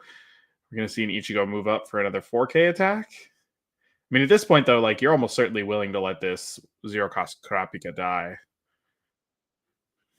2 bodies. Kisuke, 3. Maybe another Ichigo in the back. Yeah, I mean, that seems fine to me, right? Like, this is 2 damage and a removal, or 3 damage. Right, they get the Kopika to hand. We're going with, again, all these raid cards are technically just 4K beat sticks, right? Yep. Important on this attack order is to go with these 4Ks first, because if you go with the 15, you're just going to get blocked by Leorio, and then you're opening yourself up to additional actions from active triggers. And then 15 get blocked. Yeah, but 3 damage is quite a lot in one turn. We don't have a lot of cards in hand, but we're still generating 6? We're generating 6 energy, which is like over huge. over what you could need. Yeah.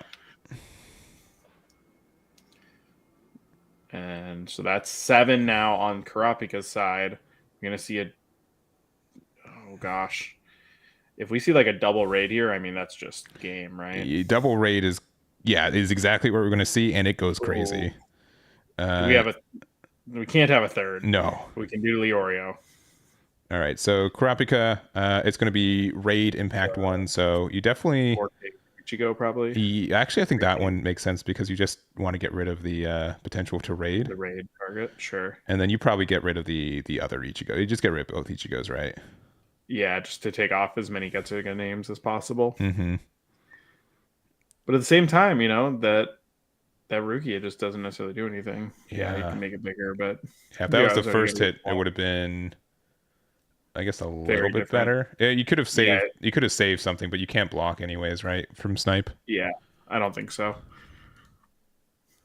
Because otherwise, there's just no point. Because you would just always change it to like a little body. Yeah, yeah. So I mean, you could have instead decided to have the Ichigo be saved, which is, I guess, slightly better, but definitely like a double raid like this is huge amount of momentum.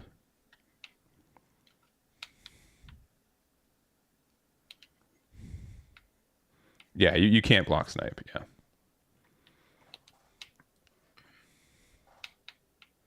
And I mean, what you need? No draw. one more energy here before stuff starts being online again, because we really need to get these Ichigos going, because these Karapikas cannot be sitting around. No. I mean, this is 9 cards in the piece, so you can remove at least one of them here. Mm-hmm. Oh, but you got rid of a Bonkai and a Getsu. And a Getsuga. Yeah, you keep one card in your sideline. Mm-hmm. And do you have a Getsuga? Getsu? No. No. I think, is that raid? That's still raid. That's the raid Rukia, Man, yeah. we've seen so many raid Rukias and no regular ones, huh?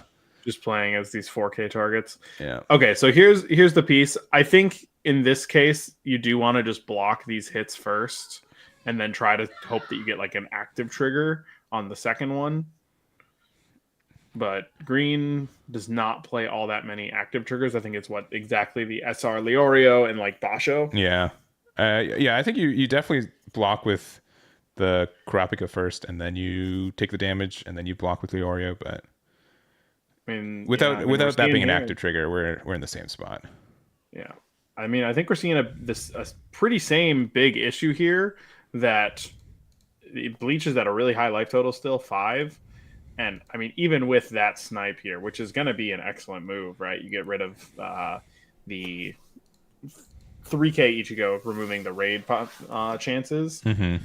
Like you're just so far behind on board. I mean, minimum 2 attacks get through next turn, right? And that's if there's no removal and there's no tap down or anything like that. Active trigger doesn't really do anything, and snipe draw. All right. Kind of just sitting there.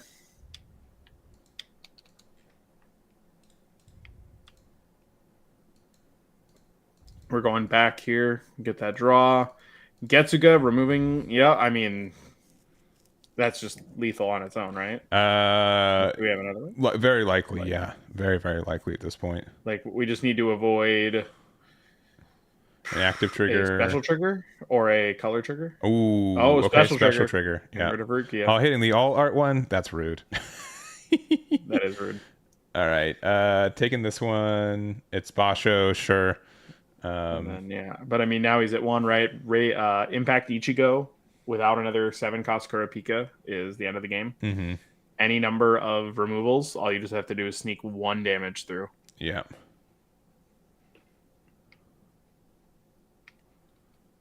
Yeah, we don't, and that's kind of the thing with both these decks. Honestly, you use most cards that you get, right? Like the balance of like card draw to cards you play is pretty even compared to something like, I don't know, like blue specified slot, where you always have like a dozen cards in hand. Yeah, it's pretty nuts. And I mean, at this point, we're just looking, purple is just any card off the top that has removal or impact kind of does it here. Mm-hmm. Whereas green now has to start walling up, and it's still just going to lose these cards because there's 2 4K attackers out right now. Let's see. All right. Oh yeah. What's our... This has got to be a raid target, yeah. Oh, what the... Yeah, did we... He accidentally knocked off the extra card, I think. Yeah. But it's got to be a... No, because you're still just leaving up the extra, right? Yeah, because you can do 4 attacks next turn. Yeah. That's going to be pretty tough. Still just go over the Ichigo. Yeah.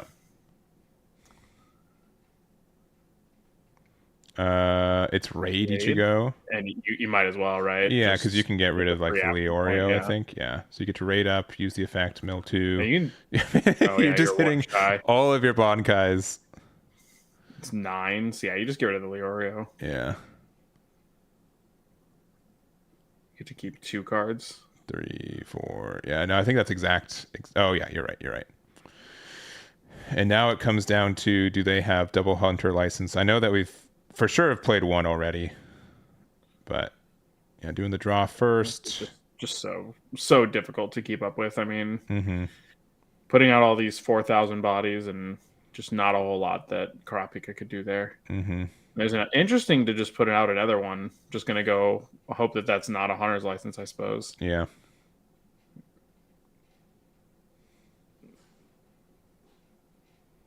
block, and then Uryu for game. It's Hunter a license. color trigger, but won't make a difference, unfortunately. Yeah. So that is going to be it. Purple Bleach moves on.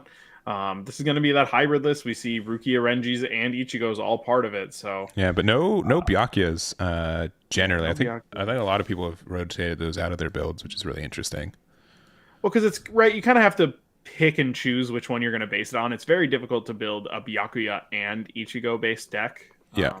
It's not impossible, right? But it is relatively more difficult than going for Byakuya plus Renji or Byakuya plus Rukia, just to ensure that you're getting that slightly more consistent removal, or you're getting that more consistent drop area fill, or not the drop area, sorry, the sideline. But ultimately, it's going to come down to the fact that your special trigger is entirely reliant on having Byakuya.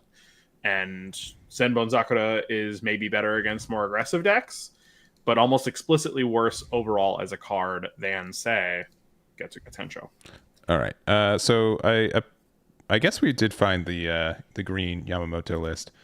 I promise I looked pretty hard for this last time, but they're currently 4-0, which is quite good. This is a pretty tough position, though. 2 life to 3. I mean, we do have a 5k out. Deciding Renji add to hand. Resolve. Now, these are all large attacks. I mean, this Komamura swings for 5,000 and then gives the Shunsui 500, makes it another 5,000. Yeah, so we have 5,000, 4,000, 4,000, right? Yep. Yeah. I think you're letting this last one through and you're just trying to push for game next turn is kind of my philosophy. But because I think, like, right now you look at the board state and you see a Renji. We just watched him get the Renji raid in hand. So you can let this one go through, let one die, and then just try to push for game. Double Renji raid in hand.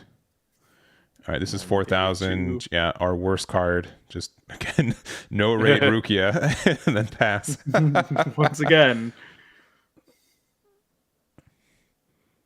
All right. Electing to draw. That might be... I mean, his hand looks pretty healthy, so... Yeah, I mean, there's a chance we don't have an energy or like enough energy generation. Yeah. It's very unlikely, but there's a chance for it. We need one more. Yeah, ideally like use our Renjis. Small. Oh gosh, yeah. I don't know if this is. I mean, like, you're just gonna need another Bankai ultimately, I think. Yeah, because I don't think you can finish this turn. Unfortunately, I think you have to. Oh, you're leaving it at top. Interesting. Card must be decent. But do we have any ways to draw anymore? I mean, there's impact, right? Like that's the hard part, is that we just know that there's literally an impact body right there on the board. Mm-hmm. So you can remove the Komamura, get rid of that steps. That way, there's just not a lot of plays to be had. But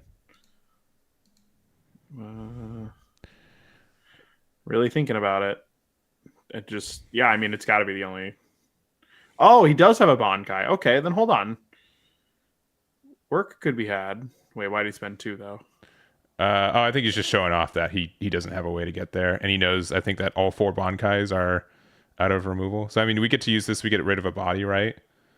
But then we get to block with everything else.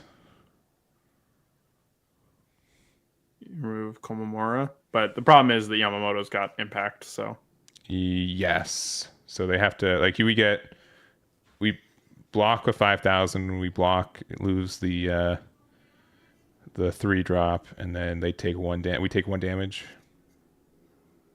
Yeah, and I think they're likely just gonna play it out for us. I mean, if Bankai is the last card in life, right? I'm gonna continue, but yeah, but looking like it's approaching unlikely. Well, Genryusai is here, and there's no greater security than that. Yeah. All right. Oh, unless is that a vanilla? No, it's not. No. Whew, thank goodness. All right. Get, and then big block because there's no impact. Yeah.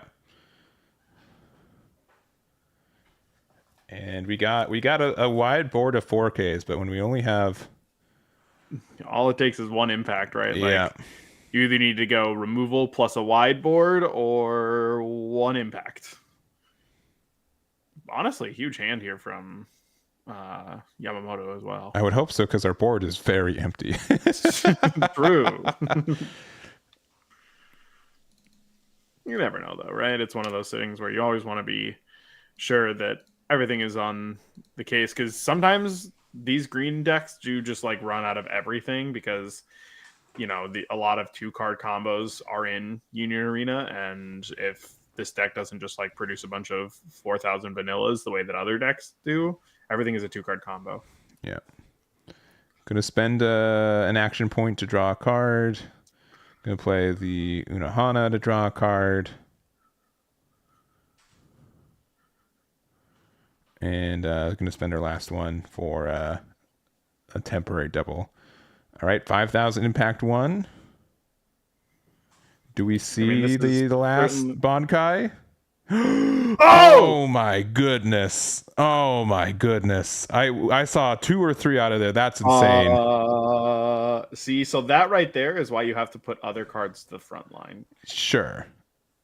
Yeah. Yeah, because I mean, nothing has impact up there, but that is rough. That is insane. And, I mean, now at this point, you're literally playing for 3 Bankais in a row, which is just simply not going to happen, right? Like, if we're just being real with ourselves. Yeah. Last card. Yeah, just Unohana. Yeah, I don't think we based on it is unlikely that we could put 3 bodies in the front line, but we just saw the Unohana in hand. Yeah. So you could push the Nanoa and then double Unohana up front. Well, I think one of them was Unohana and a Junichi or whatever his name is. Yeah. Yeah, with 2. I wish I could tell you that he's been important in Bleach, but it's been 580 episodes, and I think he's finally about to be important next week or something. Like, it's actually unreal. He's been sick for 580 episodes. I get you. But yeah, that was insane. That was super close. I mean, it's the game we play, right? This is the game we play. It's going to happen every once in a while, but it's as you mentioned, like there's this 10%. Like if you don't play around your opponent being extremely lucky, then you're going to have a rough time like that one. I mean, it's one of those things too, right? Where it feels like, oh my gosh, how could that possibly have happened? But if you're actually looking at the statistics of it, right, 4 in 50 is unlikely, but it's like an 8% chance. Like, that's not nothing, right? Like, Pokemon championships are won and lost on 5% accuracy checks all the time.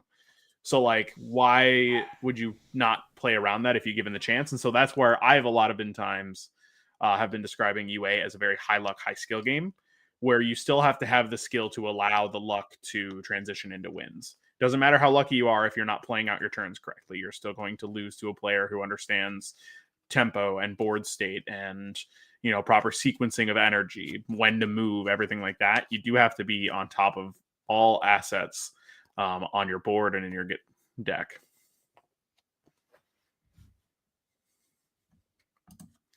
But I think with that, we're going to take another detour over to a green mirror. This time, Kopika and Kopika, I think, right? Double Kopika? Yeah, it's a double Kopika. Darn, I was wondering if we were finally going to see green into Kopika. Green bleach. Yeah, well, we'll have to see. I think we got the first, we know our final 4. Is that 6 life on the right? It is, correct. Oh.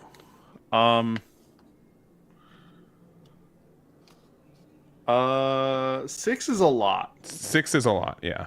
Like, for the board state that we're currently looking at, this is definitely players who have had a couple different turns of gameplay. Yeah. Now, at least this one's going to go through for 1, right? Yeah, because this is going to be able to get one of their Kopikas, and they're going to pay an action point for the Hisoka. Has to block, which, I mean, it just means that it gets blocked by the Kopika 5, right? Yeah, right. There's 2 of them. So it doesn't necessarily do anything. I don't think it does, right? I think it's just to say, like, I had 1 extra floating, maybe. Yeah, like, I had nothing else to do with it. I mean, he's only got one card in hand, so that's very possible. I think this is the get, or is it an active trigger? That is an active trigger, I believe.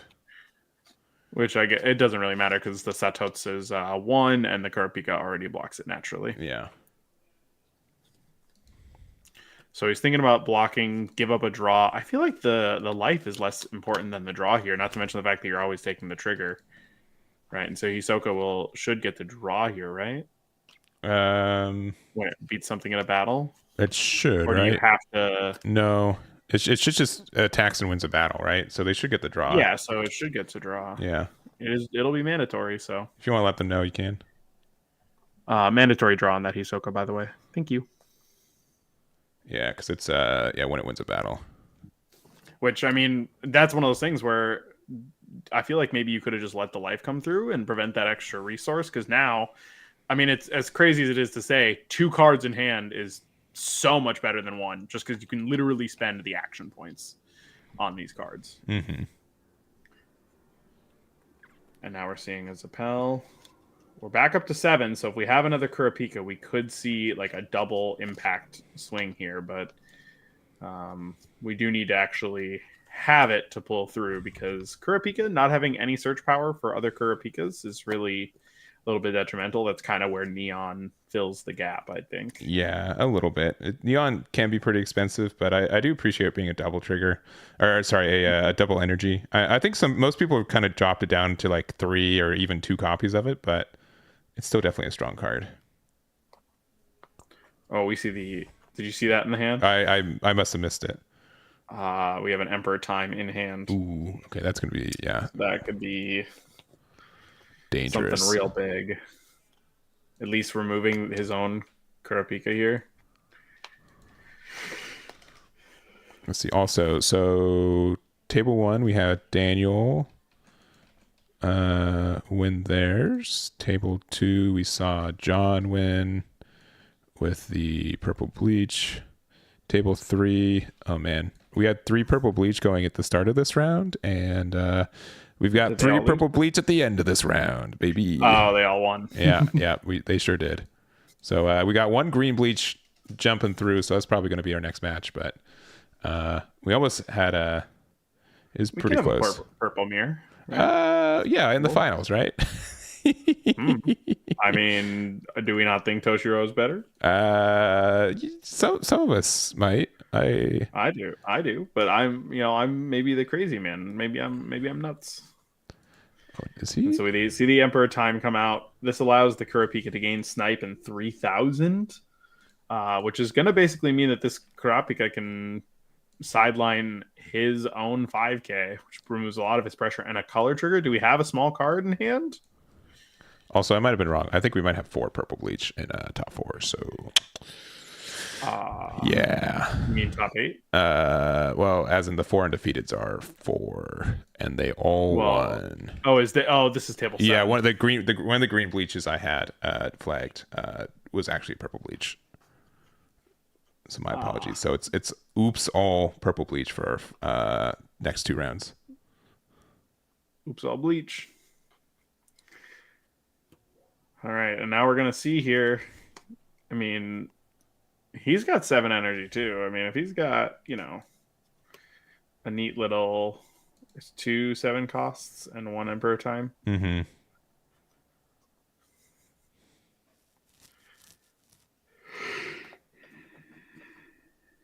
Yes, you're and I mean, that's just a pass here, right? But honestly, 5, I mean, it's not going to happen, but you could wipe the whole board, right? Like if you have a piece of removal, I mean, there's a 7 right there.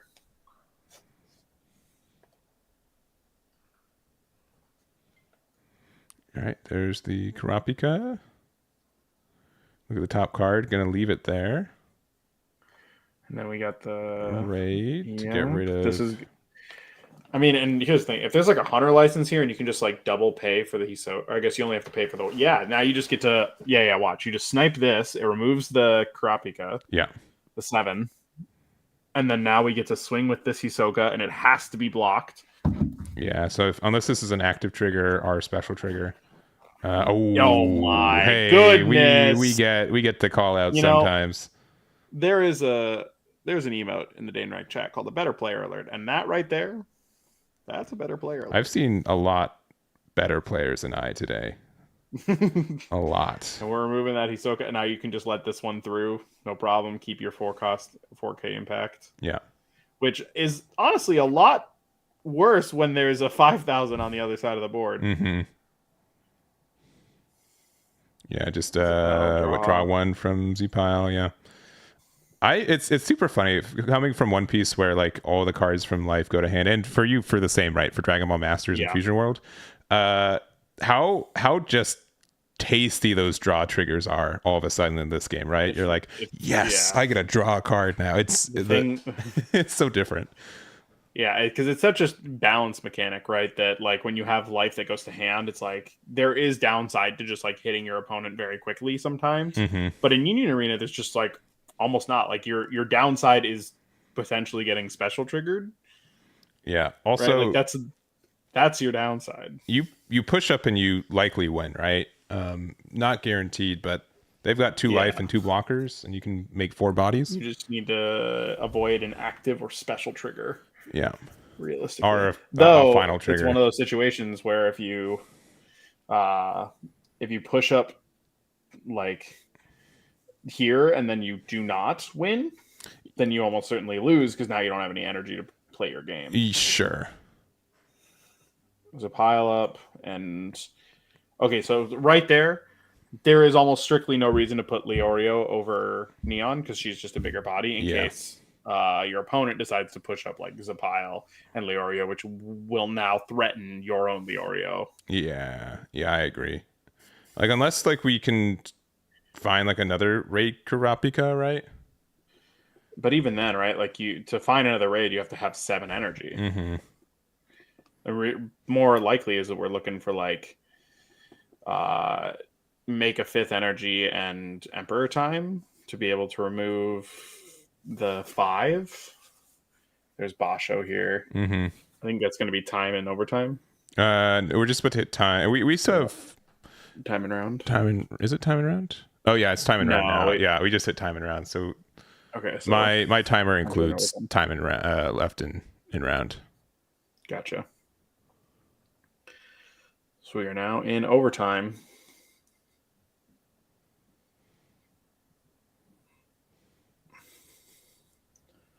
Yeah, but if we're in overtime, I would likely just push everything up, right? There's not a lot of reason.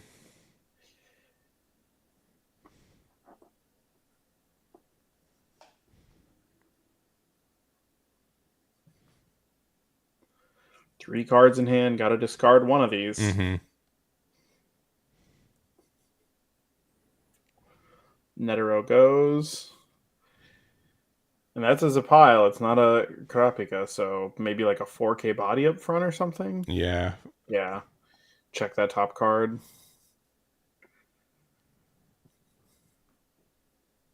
All right, gonna keep it there. So it's quite good.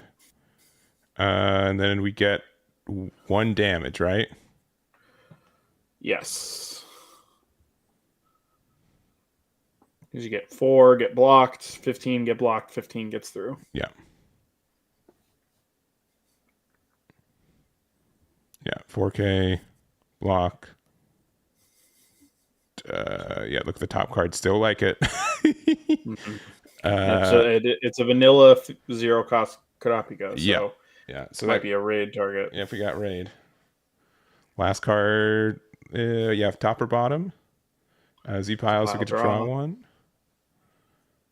And then this is going to be moderately tough to deal 2 here. Yeah. Not impossible, I think, right? Like we have at least the 1 impact. Mm-hmm. Produce as a neon. Ooh, if this finds a but it can't find a raid 7, huh? There's not a Kopika out. I mean, we could just play out the raid 7. Just play out the 4K there. Yeah. But I think we really need a Kurapika more than anything. I saw a special trigger in there as well. Yeah. I think you just put up the 4K body and then it starts threatening a little bit more too. Yeah. But then we're just kind of waiting on our last card in life it has to be a final trigger. And even then, time's not going our way. We have a minute and a half here or so. All right. They have to block Paying the this. extra point. Not that they, I think, would not want to, but yeah, we're going to go 5,000 impact. This deals impact. No, they have to block it. Yeah. Right, because it's the first time your opponent would you attack.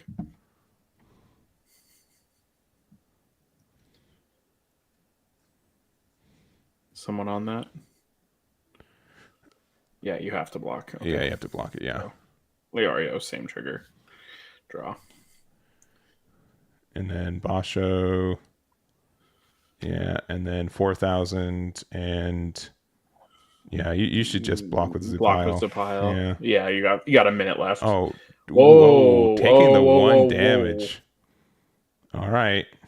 I mean, I don't know. Do they know? That I hope so. I mean, he has 2 impacts, but he just has to go to battle like now. He has 42 seconds. Yeah, because like if you hit a final trigger, right? I don't know the exact rules, to be honest, when it comes to end of time. Do you recall what it is? Life, cards in deck, player who won dice roll. Okay. Which, I mean, we're going to get to if he doesn't make a move. And he's clearly taking his time on each of these moves, which, got to make sure you're making the right moves. But, I mean, there's literally 10 seconds left. Yeah, because you can go from, like, guaranteeing a win here to, like, now you have to play how many cards are left in my in my deck game. And that should be time. Deck, yeah, that is time and round. So, so Judge is going to say something here. Yeah, we'll figure it out when they figure it out, too. So we can just jump out. Yeah. Back to us. So we do have 4 players undefeated. I believe they're all 4 purple bleaches, if I did my math right for it. So that is that was 5 that was 5 minutes in overtime. That was the clock for the OVT. So 1, 2. But we're gonna take a break. We're gonna have like less than 5 minutes left for our own break as well. So we'll be right back, and we'll be there with round number 5. Be right back. Everyone hydrate.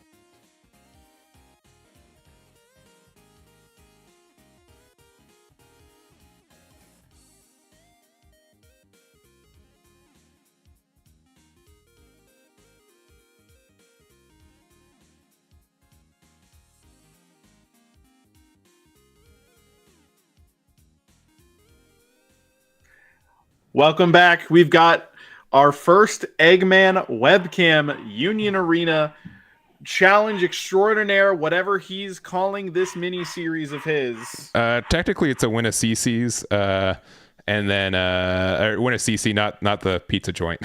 That'd be insane. So I want to. Everyone in this tournament knows, but I'll say it real quick, just for my own peace of mind. When I created this event, the Win-a-C.C stamped cards were going for like $70 to $80. They are now down to about 30. So I have added some additional pricing to help fill the gap. So all of top four are getting the promo bleach. And then I've also added, so top 8 gets to choose something from the top 8 prize pool. And I've added my foil Hunter x Hunter action point, which is going for quite a bit as well. So it's helped a little bit, but I saw them like, man, I feel bad. So moving forward, we're likely just using like sealed boxes for the main prize. But since I had like a bunch of promos and stuff from Cardfest and what have you, wanted to try to be more creative with it, but likely won't do that anytime soon. Certainly makes sense.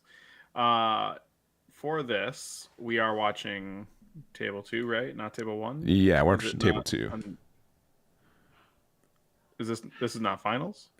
No, we've No, got it's two more. top Yeah, four. top four. Top four. Right, Yes. that's right. I'm Yeah. like, are we? Why aren't we on table one if this is finals, dog? It is. It will be soon. I mean, spoilers. This matchup's going to be. It's in gonna be the finals. same matchup Yeah. twice, but at the very least, Purple Bleach can be quite varied in how you build. You know, we've mentioned earlier that there's five different viable raid targets. Let me say another thing. So there's 4 purple bleaches. 3 of them are card for card the exact same list, and I have not checked the 4th one. Oh, okay. Is that because they're teammates? Correct. They're just that is correct. They entered this tournament together. Like, this is what we think is the best build in the game, and so far, they are proving it right. Yeah. All right. That checks out. Okay. Yes. That makes a little more sense. I mean, it's hard to disagree. Like, Purple Bleach has got multiple avenues for taking advantage of really everything, honestly. Yeah. Like, it's got defensive raids, it's got lots of removal, it's got consistency and draw power. Like, it's there. Yeah. I will say, like, it is a complex deck, right? Like, you do have to manage your resources. I don't think it's super autopilot. We've seen from previously with Jonathan, right? We saw that we have Jonathan on this one on John Mendoza on the previous one. Just sometimes playing out a 4K body for 1 action point in the front line, it's pretty good. Yeah. And we're just seeing still setup turns here. Blowing the Bankai immediately. Are we just going to see like establishment of like 2 4K bodies maybe? Like the 3 cost Ichigo? Okay. Rukia's in the deck. There is in fact a 3 cost Rukia and another Bankai. Double Bankai. Hold on. I mean, Ichigo in the back into Raid Rukia would feel really good here. Or Tenjiro, same deal, because it's a 4. Oh my god. I mean, that is turn 2? Turn 2? That's pretty good. I mean, we could have put Rukia in the back and then rated it up, right? So, like, the Bankai wasn't, I think, like, super needed, but, I mean, go for it. Yeah. Oh, I see what you're saying. Yeah. But, I mean, now you've got the Tenjiro, so, like, you're discarding cards. You're going to have the energy source next turn.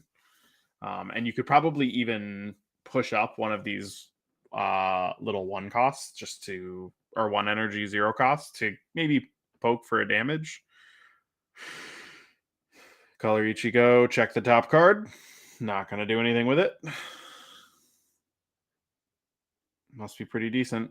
Getsuga, removing the Rukia. And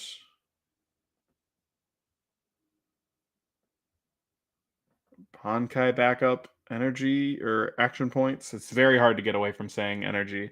Now I know all the Magic's players say mana. And there's another just a 4K vanilla up front. Name of the game for them. And switching the action points to active mode for fun.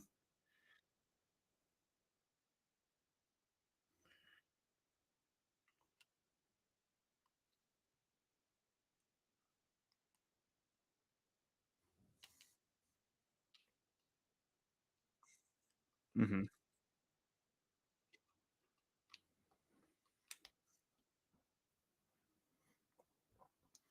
Well, both players do have have multiple cards in the sideline, right? I think Jonathan's got no less than like 5 or 6, and then Jake's got like 4. So they do both have access to like some amount of removal at this point in the game. They just need to actually have it. Kopika.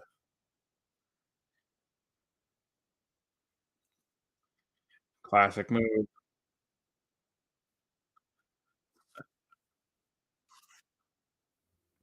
Getting rid of him.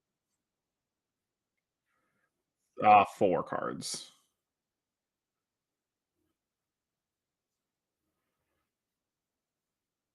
Tempo. Yeah. Already down, what, 3 life? Nope, it's a 5. You cannot raid here.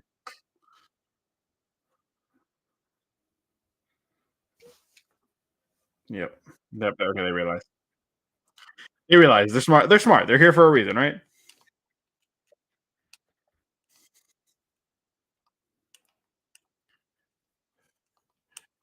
Definitely.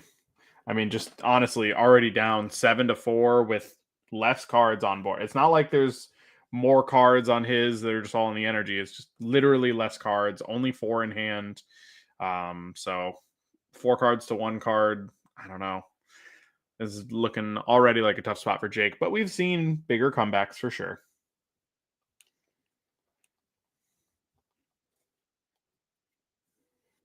Yeah, we're just counting the cards in our sideline real quick, just seeing what our extension play is. Yeah. Wondering if you can remove that Renji right here. Go for a small Ichigo. Raid over that active one. Okay. Milling 2, and then we're going to see removal of lots of cards here. And there he goes. Renji is out of here. Yeah, but getting what you needed with the additional two. Oh, another. Oh. And that is 5. That is 5. And yeah. you can remove this easily. Although those are some good cards to hit. No, or rather, really bad cards to hit. Yeah, so we're down to 1. So I mean, these are 2 4Ks. Choosing the top one. Okay, no trigger in life. Feels good. Another 4K. We get to draw a card. That's kind definitely of useful. Moving 1 card to 2. Yeah, that doubled our hand size. That's insane. All right. I mean, we kind of, without an Ichigo on board, like our removal is also a little bit more limited because we don't have Getsugas right now. Yeah. I mean, but we will be able to potentially get one back, right? Yeah. But the next issue is being able to get like enough energy and to make that happen. Yeah. Yeah.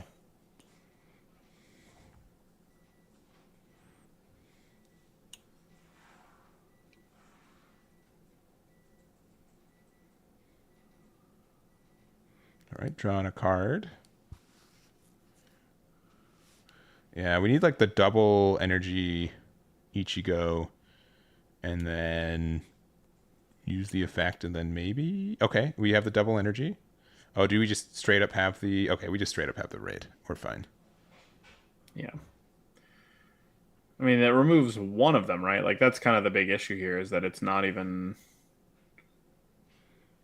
getting rid of everything. Yeah, but when you're ahead on the life game, that's impactful, right? They're going to have to take this one. You know, active triggers, like most triggers do not matter anymore if it's just a 1 damage going into. So outside of specials and I guess the color trigger for purple is important. But so we're leaving Renji's in there, both the color trigger target and the raid target. Yeah, and then we're deciding what we're putting back. I think we've just put the double energy back. Yeah. No, that's a mistake. Because if you have another color trigger, that plays out. Yep.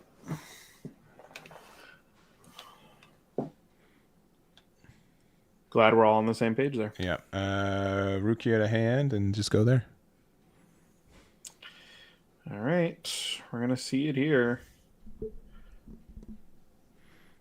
Choosing to draw. He has the hand size, so this is probably more of a looking for a play move. Mm-hmm. Do you know what my least favorite thing about Union Arena is? It is that I look at 1 energy, 1 dawn, 1 resource in other games. I'm like, why can't I draw with you? It's got me so conditioned to be able to like, I could convert this into a draw. And now I'm like, oh, I wish I could draw more cards right now. That's 4. He puts up another Rukia body again, just as a vanilla. Oh, yeah. Ichigo. No trigger on that one. Yeah.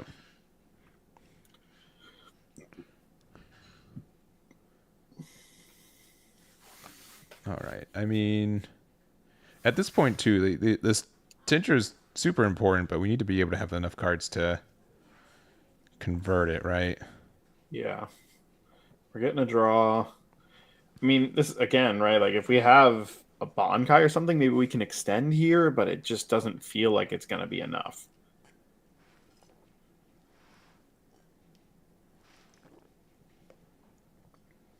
Both these players exhausting a lot of resources very quickly. I mean, these are some of the smallest boards we've seen today. Yeah.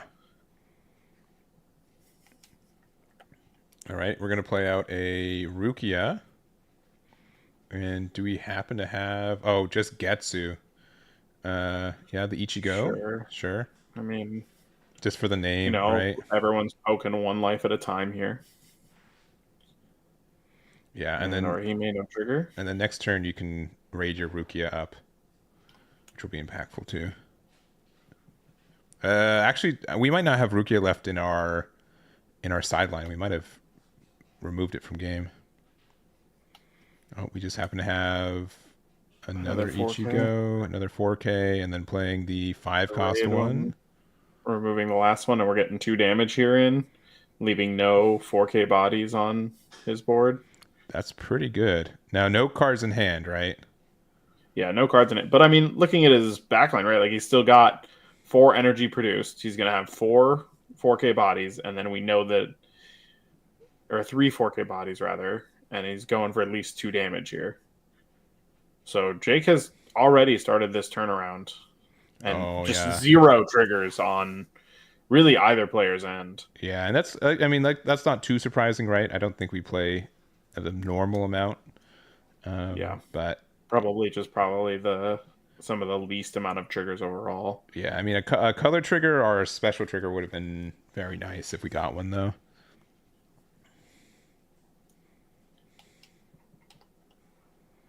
I think the other thing, too, is at any point, you can just shove your entire backline up and then go for game, too, right? Yeah. That's the other tricky spot. I mean, we're probably putting the Rookie up just to get the brightest card, but yeah, at the same time, do we have the energy to then make a play if we do that? Yeah, because I mean, you could play the Rukia from your... If you do have the one that exists, you can do that. But it looks like we have Ichigo, and then we can... All right, raid... Is this 4-cost? Oh yeah, 4-cost is actually a little bit more impactful right now. Literally. Jokes aside. But I mean, you just get pushed game next turn, right? Am I crazy? There's a chance. You're relying on a special trigger or a final trigger. Special trigger in the second to last life, or a final trigger in the last life. Mm-hmm.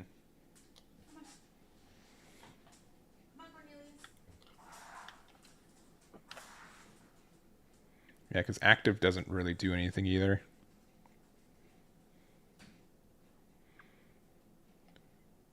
And I guess the other thing, too, is like you can block with this Ichigo, and then you could get it back next turn with Tanjiro, as long as you have another Ichigo somewhere. Yeah. Ooh, that's likely. I think you just keep. Oh, yeah, because you can't... you've got literally no cards in your trash, right? Yeah. So I guess unless, like, if you think there's a way for you to generate more cards, you can get there. You just keep it because, like, at best next turn, you draw for turn, and you pay 1 to draw, and that's 3 cards that you can make an action with. I guess, since the assumption is that they're teammates, it's like, do you even, like, why not do that? Maybe they could talk it through here. Yeah. Try to improve. Oh, okay. Okay, never mind. You just top deck the best card in your deck. That's fine. All right, you got 4 attacks. This one Rukia is gonna give it double damage just for fun. Make it so Rukia has to block this. Yeah. So this needs to be Getsu final trigger. Am I crazy? This could be color trigger as well. Oh, this is okay. So that's impactful. No, that's not color. Oh, that's not. That's just it's the get. That was the. No, it wasn't even a get. Wasn't it the get? It looked like because they added it to hand. I think it was the get one, right? All the Ichigos look pretty similar, unfortunately for me. Yeah. But Jake's able to take that one. Even without the special trigger, I think there was a good chance of getting there. But really close and really showing the power of this quadruple raid bleach deck that's been pretty popular tonight. I mean, ultimately, right, you're just consistently putting out 4,000 power bodies. Mm-hmm. Not only off of raids, so you get the offensive momentum of them, but even defensively, just putting them out as vanillas is totally fine. Mm-hmm. 2 of them are extremely defensive raids with the Ichigo 5 cost and the Renji 4, both of which can get out of upwards of 2 attacks while removing something. And so I think that there's a lot of value in understanding just how much you can get on these big bodies that are consistently raiding defensively or removing extra cards offensively. Mm-hmm. And I'm looking around to see if there's any games to jump into. Table 4, we have green Kopika versus purple bleach. Oh man, there's a Phantom Troop that's X1. Got my heart. Go where? It is table 7. I think the game's about to end, but I'm here. I'm not too late. no, you're here. It might not. Let's see. Let's jump over there. All right. So we have on the right, we have Kopika. And then on the left, we have the Phantom Troop. Which, unfortunately, this is usually the bad matchup for Phantom Troop, but I am looking at this, and I am seeing a 1-life Kopika who is spending his he's spending his action point on this 5. Which then you can raid into... I don't think he's able to raid. I think he has to play it as a body. Out. Yeah. Yeah, so now he's only weak to removal, right? Because he'll be able to block and impact Krollo. He would have to produce two impact Krollos, or you use Nobunaga's effect off Krollo, which you can definitely do because sure. I would keep that in hand. Add. No. Right? Add it to your hand. Yeah, 100%. Because then you just are presenting the win, assuming no hunter license at the bottom. Let me see what they're. Yeah. Okay. Yeah. As long as people know, some people don't know, you can just keep it in your hand. Yeah. Because you want to be able to use that so you're able to just get the raid. So this is 4K, block with the Krollo. And then let the 5 and the impact through. Yeah, this impact has to go through. All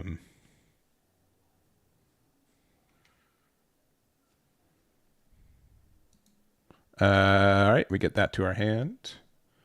And 5,000, this doesn't have impact, but it doesn't seem to matter. Okay, final trigger. All right, let's see if they have a final on their side. Because, being able to just raid Krollo, use Nobunaga's effect to give the minus 1,000 to the 5K, that will get that last piece of damage that they could need and really just make them have to have a final trigger. Yeah, there goes the Krollo. Use the effect to, the Nobunaga. Make the 5 into a 4, and then you have an impact 1 here. Yeah. Are you thinking about the draw? No, okay. I think he's just saying, maybe explaining what could be happening. Okay. This gets rid of a 4K body. Yep. I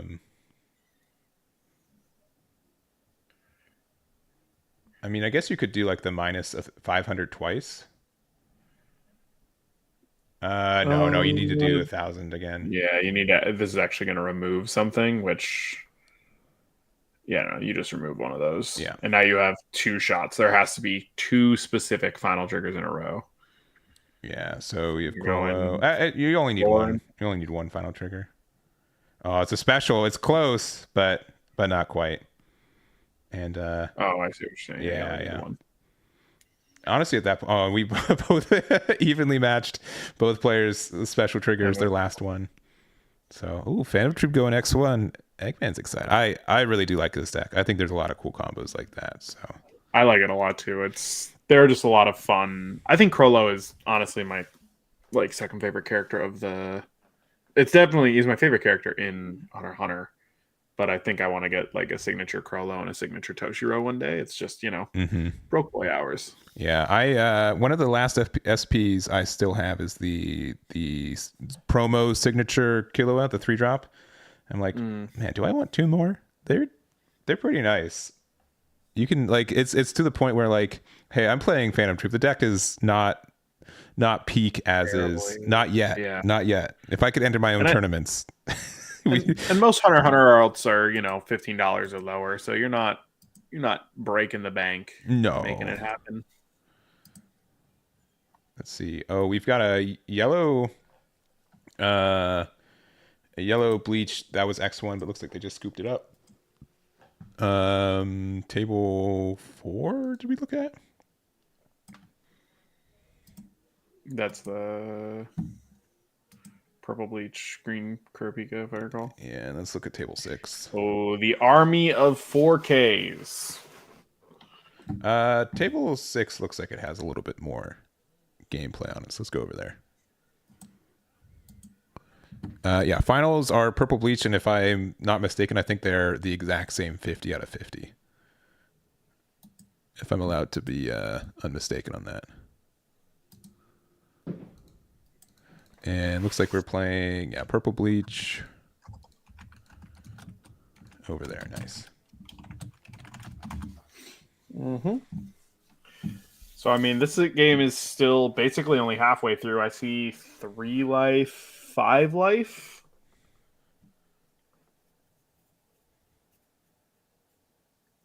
Green Kurapika currently generating 6. Could make a Kurapika 7 by going 1 in the back line and push forward, but honestly, you kind of need to get some amount of cards to your front line here, if only just to protect your life, because you're already at 3.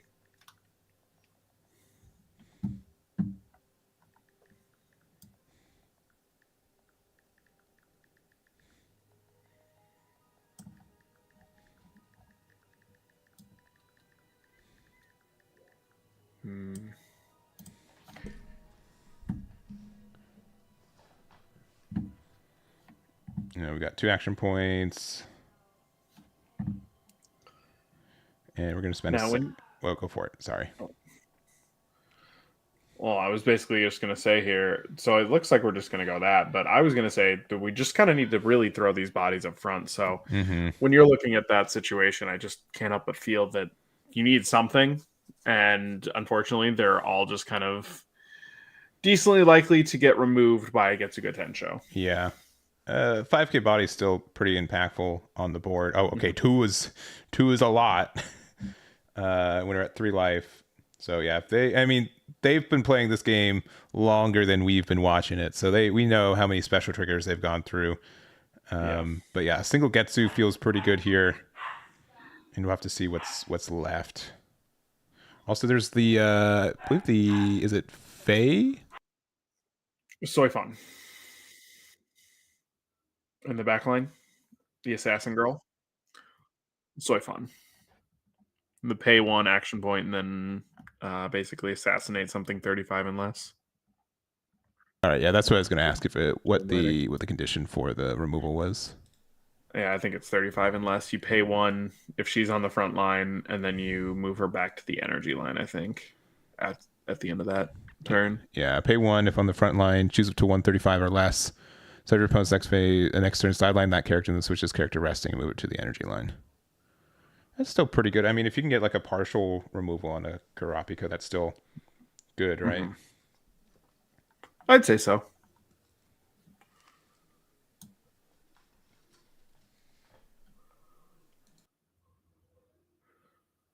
We just need to somehow get minus 15 on a Kurapika here. It'd be basically only the raid target, but I think Soifan only generates 1, so he doesn't even have the ability to go for the raid 5, even if he had another card in his sideline.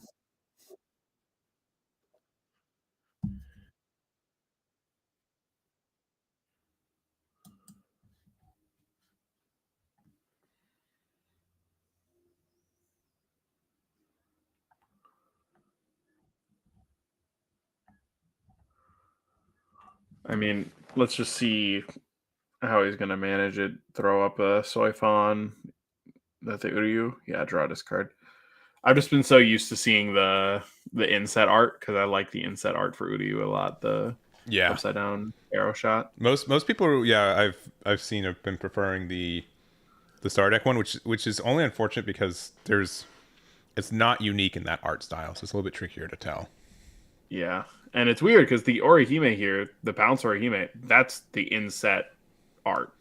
Mm-hmm. That's the inset Orihime, but this is the starter deck Uryu. Yeah, which at least I'm thankful for that, because if they were all 3 cards with purple black color wheel, that would have been a little bit tougher to tell.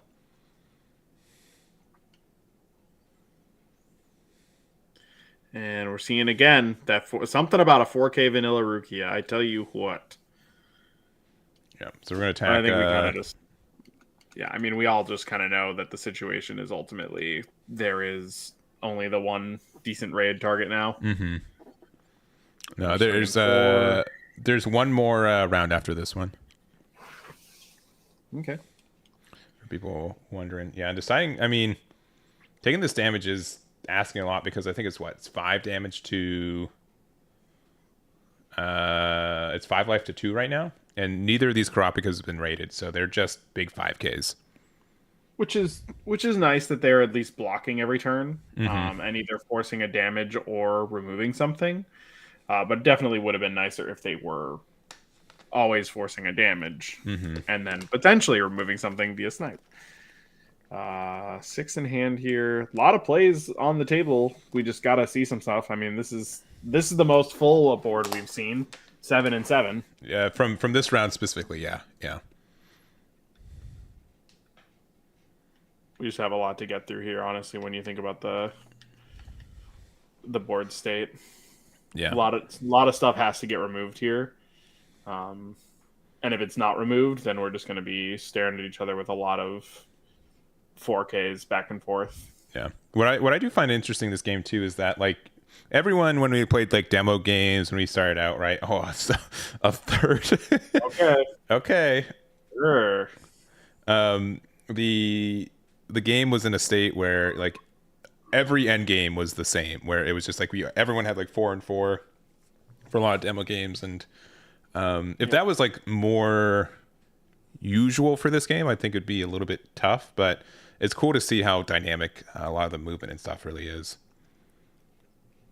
All right, so we're gonna get the guaranteed removal on something, which I don't know if we really care about that too much. But we would get a card draw. You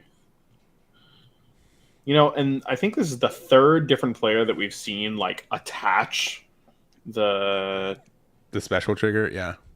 Is that? I don't think that's right. I haven't played a ton of Kopika myself, just played against it and stuff. But wait. Sure Wait, guys. That card doesn't have impact. Oh, it doesn't have impact? No, because it's not rated. It wasn't rated. No. Oh, okay. Yeah, because all these are vanillas. vanillas. You can put it back. We can Can call I it judge shuffle over. my life? We can call it judge over real quick. Okay. I'll confirm on it real quick. 1 second, guys.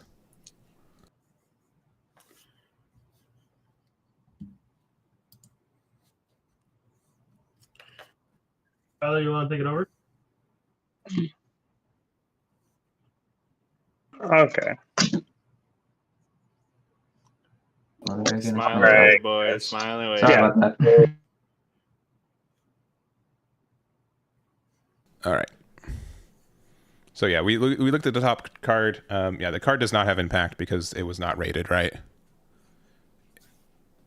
Yeah. We just had to move over just to make sure that I was just calling judge over. So they're gonna put it back in. They're gonna shuffle, which I think is fair, and that's fine. Cool. Just want to make sure we knew how to resolve that. Yeah, because both those, none of the Karapikas have been rated. They've just been played for 7, which is a little silly.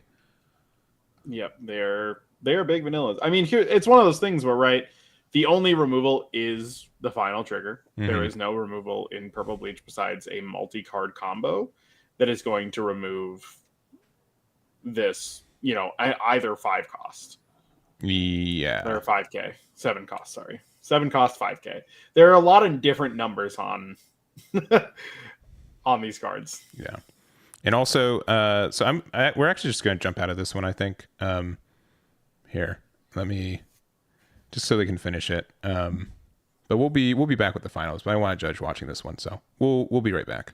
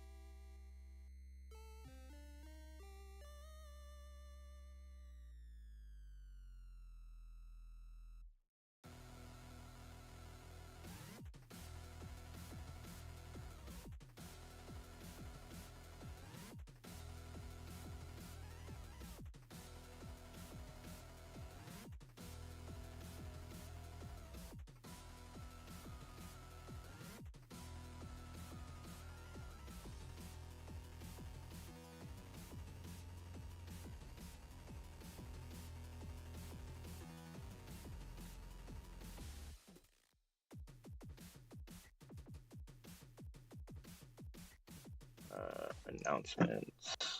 All right. We are Back.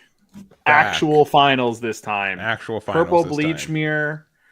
I think both of these players are on the same Rukia Renji Ichigo build, which seems to be quite popular this specific event. Yeah. It was 3 of our top 4, and now we are looking at it. It is our final match as well. No, I mean, the deck is consistent. Dane, if I wanted to know these 50 cards out of 50, where would I find these tomorrow morning? Well, there is a beautiful website. It's actually called eggmanevents.com. I use it for a multitude of Bandai games to see top cut reports, individual deck lists from these top cuts, and you actually have a content channel as well over on YouTube. Yes. Players can definitely subscribe. If you're a fan of Bandai games or honestly card games in general, you should be there. Well, thank you, Dane. Let me just. What's your PayPal again? Can you remind me? Just nonchalantly. No. Jokes aside, yeah. Shill at Dane.PayPal. Man, dang, you have the at PayPal. That's insane.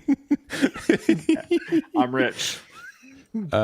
Jokes aside, we do appreciate you guys hanging out. I know these go a little bit later on weekdays, but I will have top 8. If there's any interesting X2s, I'll make sure to go over them. But definitely a lot of Purple Bleach, but there should be a good amount of stragglers outside of that. And but shoutouts to this team, just saying, this is the best deck in the format, and really proving it for this event. Mm-hmm. All right. Oh, having to discard a Getsu off your hand must be cracked. Oh my gosh. I mean, yeah, it's got to be the best hand we've ever seen. Yeah. I mean, You must have what? 3 brothers in there, 3 brother Getsus. And we got the Renji into the trash immediately from John. I see some 0-cost Renji. I feel like at that point, though, I would just hope that I draw into another low-cost card, but maybe we're different. I mean, yeah, look at that. We have 3 low-cost cards. Like, is that not... That's pretty good. Maybe we're not in finals, right? Like, no. I mean, we are, but we're like, there's like we're a part of it. There's a velvet rope between us. Yeah. And so, I mean, we're just seeing pretty standard procedure. No Orihimes this game from either player, which has been a little bit different. We have seen that extremely consistently from people, which, I mean, makes sense, right? A 7-card hand, a 4 of. I mean, you're probably talking in the 70% of it being in an opening hand. Mm-hmm. All right, so we're seeing, again, these aggressive Bankais from this team to potentially... Do we just have, like, a Rukia and then a Raid? Ichigo... Yeah, this is the double energy, and just playing Renji out in front. Renji up front. Interesting. Huh. So we're generating 6 energy right now. Renji's a 2K, right? Yeah, it's a 2. And so, I mean, maybe this is to... I mean, gosh, we're just down to Getsuga. Like, he discarded another Getsuga. Did I see that? I think you did see that. I believe I'm also what seeing that. Is... Are it literally might have been 4 Getsus in hand, right? At this point, like... I mean, but even if it is, right? Like, you just hold on to him and then you start destroying your opponent's board. Yeah, but we see how, like, low hand size these grindy games go, and double Renji's just 4K bodies. They can get double attack or damage too, rather, for us, since it's outside of the text box. But is...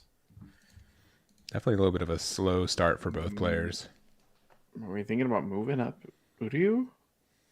Maybe just to prevent some blocks or some damage? Yeah.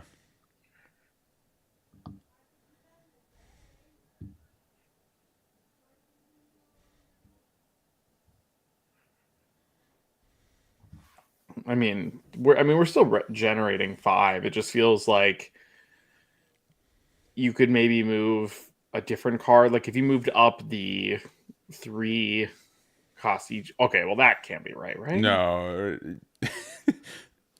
I mean, again, they're in finals, yes. Not us. Yeah. They play this deck. They have to sleep up. We want to understand the plays here. Like, if you move up Ichigo, that's a 4K swing, and then you're still generating 3, so you could put, like, a different Ichigo from your hand in the back. Or Hime. Sure. Yeah. Like, and that seems fine. Like now you're still generating 4. Yep, it puts back a 4 or less. You can play Ichigo, which will let you. Oh, we're just using Getsu. Okay. So, And then just playing you play Ichigo that, again. that's the same Ichigo, yeah. Oh, in the front. The front. Interesting. Yeah, I put in the back just in case we had like a raid Ichigo maybe, but Yeah, just to keep it a little safer, because both of these are super weak to like raid Renji and then raid Ichigo for both, right? yeah. Yeah, just get the block now.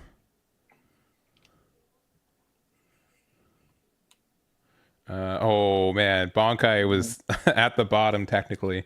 So good insight from from John to hit that one first. He knew. He knew.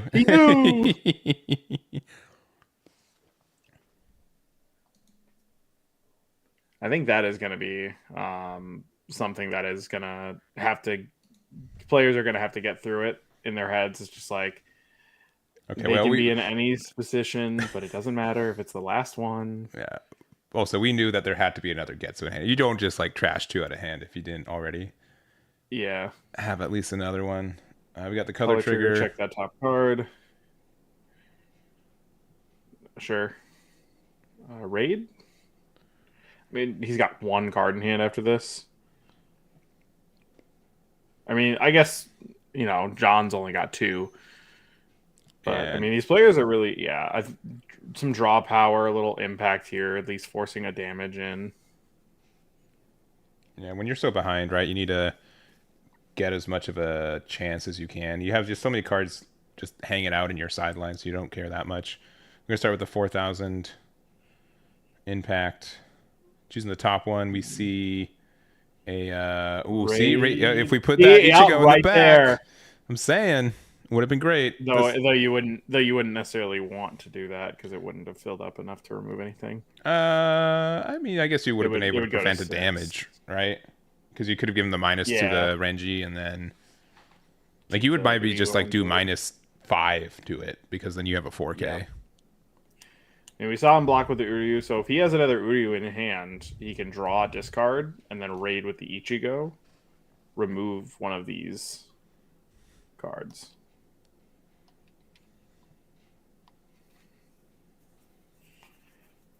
Kisuke comes down, 5 energy. I mean, even if you have the Ichigo just doesn't remove anything. Okay, so that Ichigo. Is this just the battle of the 4Ks for real? I think so, yeah. Oh my gosh. I mean, if these guys know something we don't, but I feel like there's got to be another deck that's like more efficient at putting out 4Ks, right? Or is it just that these 4Ks all happen to also do something if you want them to? I think it's more so that just these Ichigos are really flexible on how you play them, I think. That's the better way to say it, maybe. I don't think... I mean, like, the only other color I think that would maybe have, like, a similar thing is maybe green Hunter x Hunter, but we've got, what? We've got the starter deck, green, gone. We have the main set one. I don't know, you don't really have as much... You get a lot more raid cards in Bleach in general, I think, than if you compare them to Hunter x Hunter, yeah. Because purple has 4 in the main set, or 3 in the main set, 4 in the main set, and then the 1 from the starter. Yeah, so that's just way more. Color trigger, you have to set it to front line. Removes that. Draw discard. Oh. I was gonna say that's crazy, but now that I'm looking at it, actually there is no Rukia on boards. That would be just another vanilla. I mean, you just rate it, right? Like, there's no reason to keep that one in hand, right? Unless there's a thing in the back row that you want. I mean, if you want to play another 4, I think the other thing that I'm just noticing now that we're watching this, these they let you draw cards, right? You now have an additional 13 draw cards, right? If you're just playing a bunch of them, yeah. Yeah, so I can see that being impactful for that, but looks like we finally have enough to remove something. We remove one of the Renjis, right? Just because they can get damage too, in case that matters.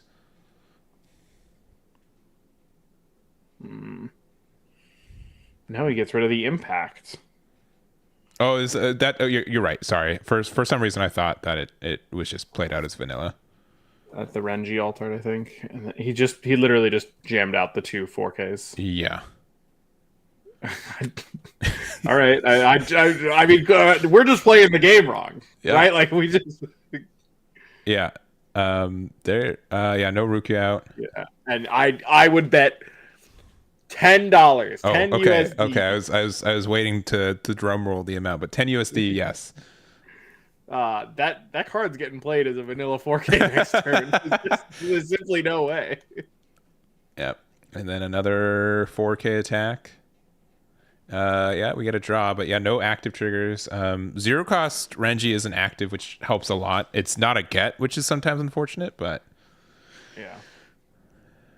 what do you? I think the active is more important personally. Yeah, but oh, now what do you do? Like, I mean, you could maybe like raid Ichigo if you have like the 5 cost, get rid of one of their Ichigos. Yeah, you only have 4 energy right now, which is just risky. Yeah.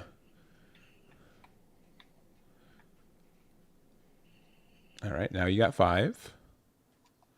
Now you have. Oh wow, look at that. And that. Okay. All right. That does that.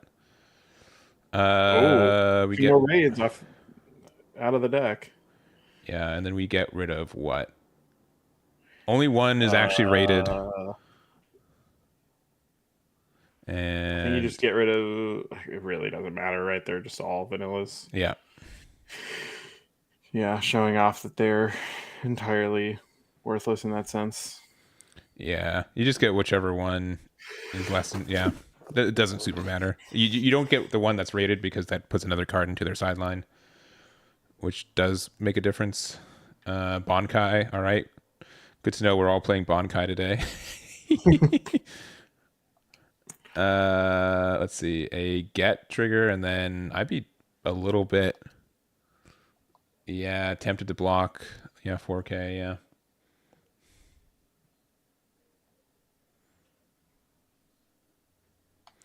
All right. I will say that this has been really, really interesting to watch, just to see. Yeah, just like I'm at a loss of words because I'm just trying to learn how they're planning to do it. Did he just stack it like yeah, because he's using the double for it. Oh, and we've got exactly a good amount of cards. So we now have impact, which is going to guarantee a damage. We've got double, which they have to block. Yep. And there goes the Rukia. Block. 4 regular. 4 regular. And 4 regular. And they just have to block this. Yeah, so this just means like you're playing around active triggers, right? Mm-hmm. And choose the bottom. Raid. Do we have the energy? I can't. I don't think we do have the energy. We do, but we don't have the cards in trash to make it. Yeah, we do. There's at least 6 there. Is there 6? Okay, so then you can get rid of a 4. You just always do it. Yeah, you get rid of a 4, get a free action out of it. Ooh, oh, there's another Getsu. Yeah, if you had Getsu, I don't know if you can come back from that. That's because that's the last one. You could Getsu go for game, I think, this next turn, if you had it. But I don't think you have enough to really warrant. Yeah. Really anything else. But you did get rid of the special, the impact, so they don't immediately win next turn. Yeah, you might be able to just stall here. Because, I mean, you will be able to potentially push out enough 4K attacks if you moved up that Ichigo, which we didn't. Oh, we're going to move up this Ichigo. All right. Ooh, impact is quite nice. Potentially later.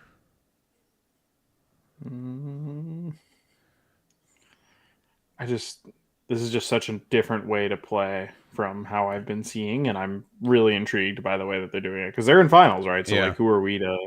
No, I could be wrong. I think we could have played out. We could have pushed up the Ichigo 4K and kept the Urahara in the back, right? I think so. I think we could have played that a little bit better to get one more 4K attack in, but. I mean, impact is just the name of the game here, right? It's just find the impact Ichigo you win. Yeah. Or push something up, produce another 2, and then Getsuga. I don't know. You just have to remove stuff, right? That's the end all be all. Yeah. You either have to go for game this turn, or just push everything up and hope that you don't get impacted yourself. I mean, there's a chance you don't, because they need to have 4 cards in their trash. Yeah. But if they do smart blocks, they can put 4 there. Mm-hmm.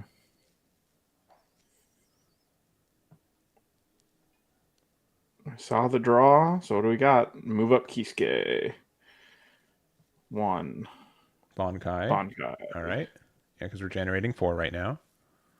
This is how it gets started, right? It's like a Uryu. All right, Renji immediately hitting the trash. 1 for Ichigo. Renji, yeah, 4K. Just gets blocked by Kisuke, sure. I mean, you know that the only way to win here is a removal Ichigo, or I mean, I guess honestly though, now Renji wins, right? Because it could also remove the Kisuke. Yeah, if you're able to raid into Renji, you're winning. I mean, you're going to be doing 3 4K attacks this turn, so you're going to be able to clear their board. But then you also just lose to a single impact.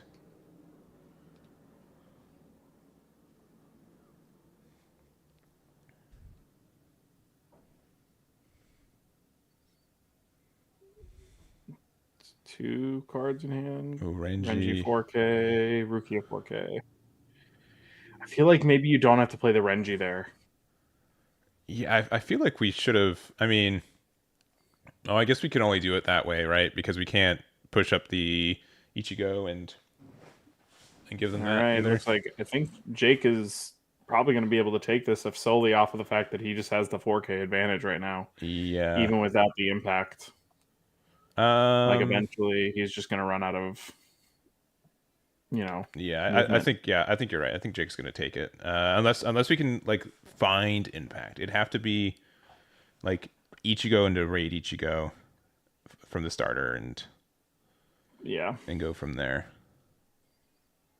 Which seems to be asking for a lot right now. And if at any time Jake has 4 cards in there, it's just immediately game. Yeah, it's just immediately game. Renji, Getsu. Okay. Oh, but now it's just now push it's something. Just right? push. Well, you have to push 2 things. Yeah, just still push 2 things. Yeah, you block with. Doesn't super matter. Yeah. So you need to have. You just block with the Ichigo because it's more cards in your sideline. Sure. Yeah, push up for 2 double Uraharas and. Then we're trying. Let's go 4K. gambling. This is gonna be it. We're checking. Not a final. Not trigger. a Bonkai. No. All right, and that's it.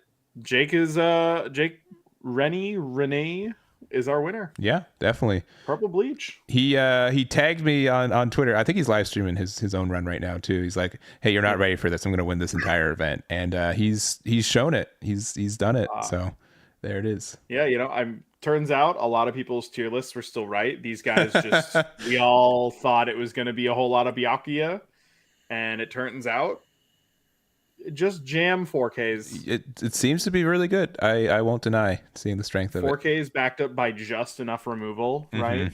Yeah, is showing to be the name of the game here. Yeah, 100% agreed. But we're going to be done with the live stream for this one. Again, if you guys missed any of it, this is going to be free to watch on YouTube. I'm going to flip it to public as soon as it ends, so you can check that out there. If you're not following me on YouTube, you should definitely be doing so. And while you're following people on YouTube, we've also got Dane here, which you can follow. Thank you, Dane, so much for hanging out with us tonight, especially because you're on the East Coast or east of me, so it's Central Coast. And then the last thing is that the deck list will be top 8 will be on my website tomorrow morning. I might just put it up tonight. We'll see. But you guys will have access to that, and we'll have more events in the future. I'm probably planning on doing it a little bit closer to JJK, and we'll have that as like a first place prize too. But I really do appreciate, Dane, you spending the time. Also our 2 judges as well, Raph and Tyler. Really appreciate them. And anything from you, Dane? No, I don't think so. I think, this is going to be our first big look, probably the biggest NA event that we've gotten so far. Yeah. And I'm really impressed. I think that it showed we have a diverse meta. Mm-hmm. Even if Purple Bleach did end up being the top 4, obviously we'd have to kind of see how Swiss determines the rest of it. But with Purple Bleach, Green Bleach, and Kopika, I think realistically it seems that on any given day it could just be any one of those decks. Yeah. But it also sounds like we had a couple different cool X1s, like maybe a Yellow Bleach and for sure a Hunter, like you were talking about at the time, at least as of last round. So yeah, I think there is plenty that we can get from this, but at the same time, it also seems that you can play what you want. Yeah. Right. If you're able to, maybe you have to make those tweaks to be able to beat the best 3 decks in the room. But honestly, I'm just really happy with the game. High luck, high skill. Just keep going. Pick up a new set whenever you want it. It's the best. Yeah, and I'm looking forward to just seeing how the rest of this kind of goes through. And I've been really happy with this. So again, thank you guys so much for watching. We'll have some more. Make sure to follow on YouTube for more details. Hit the Discord as well. That's where I announce when we do more events, and I appreciate it. So thank you guys very much. Have a good night. And I think I think Atrocious Jake is streaming, so we'll probably raid them. So join the raid if we do that. So we'll be right back. Bye-bye. Back. I mean back eventually. Bye bye.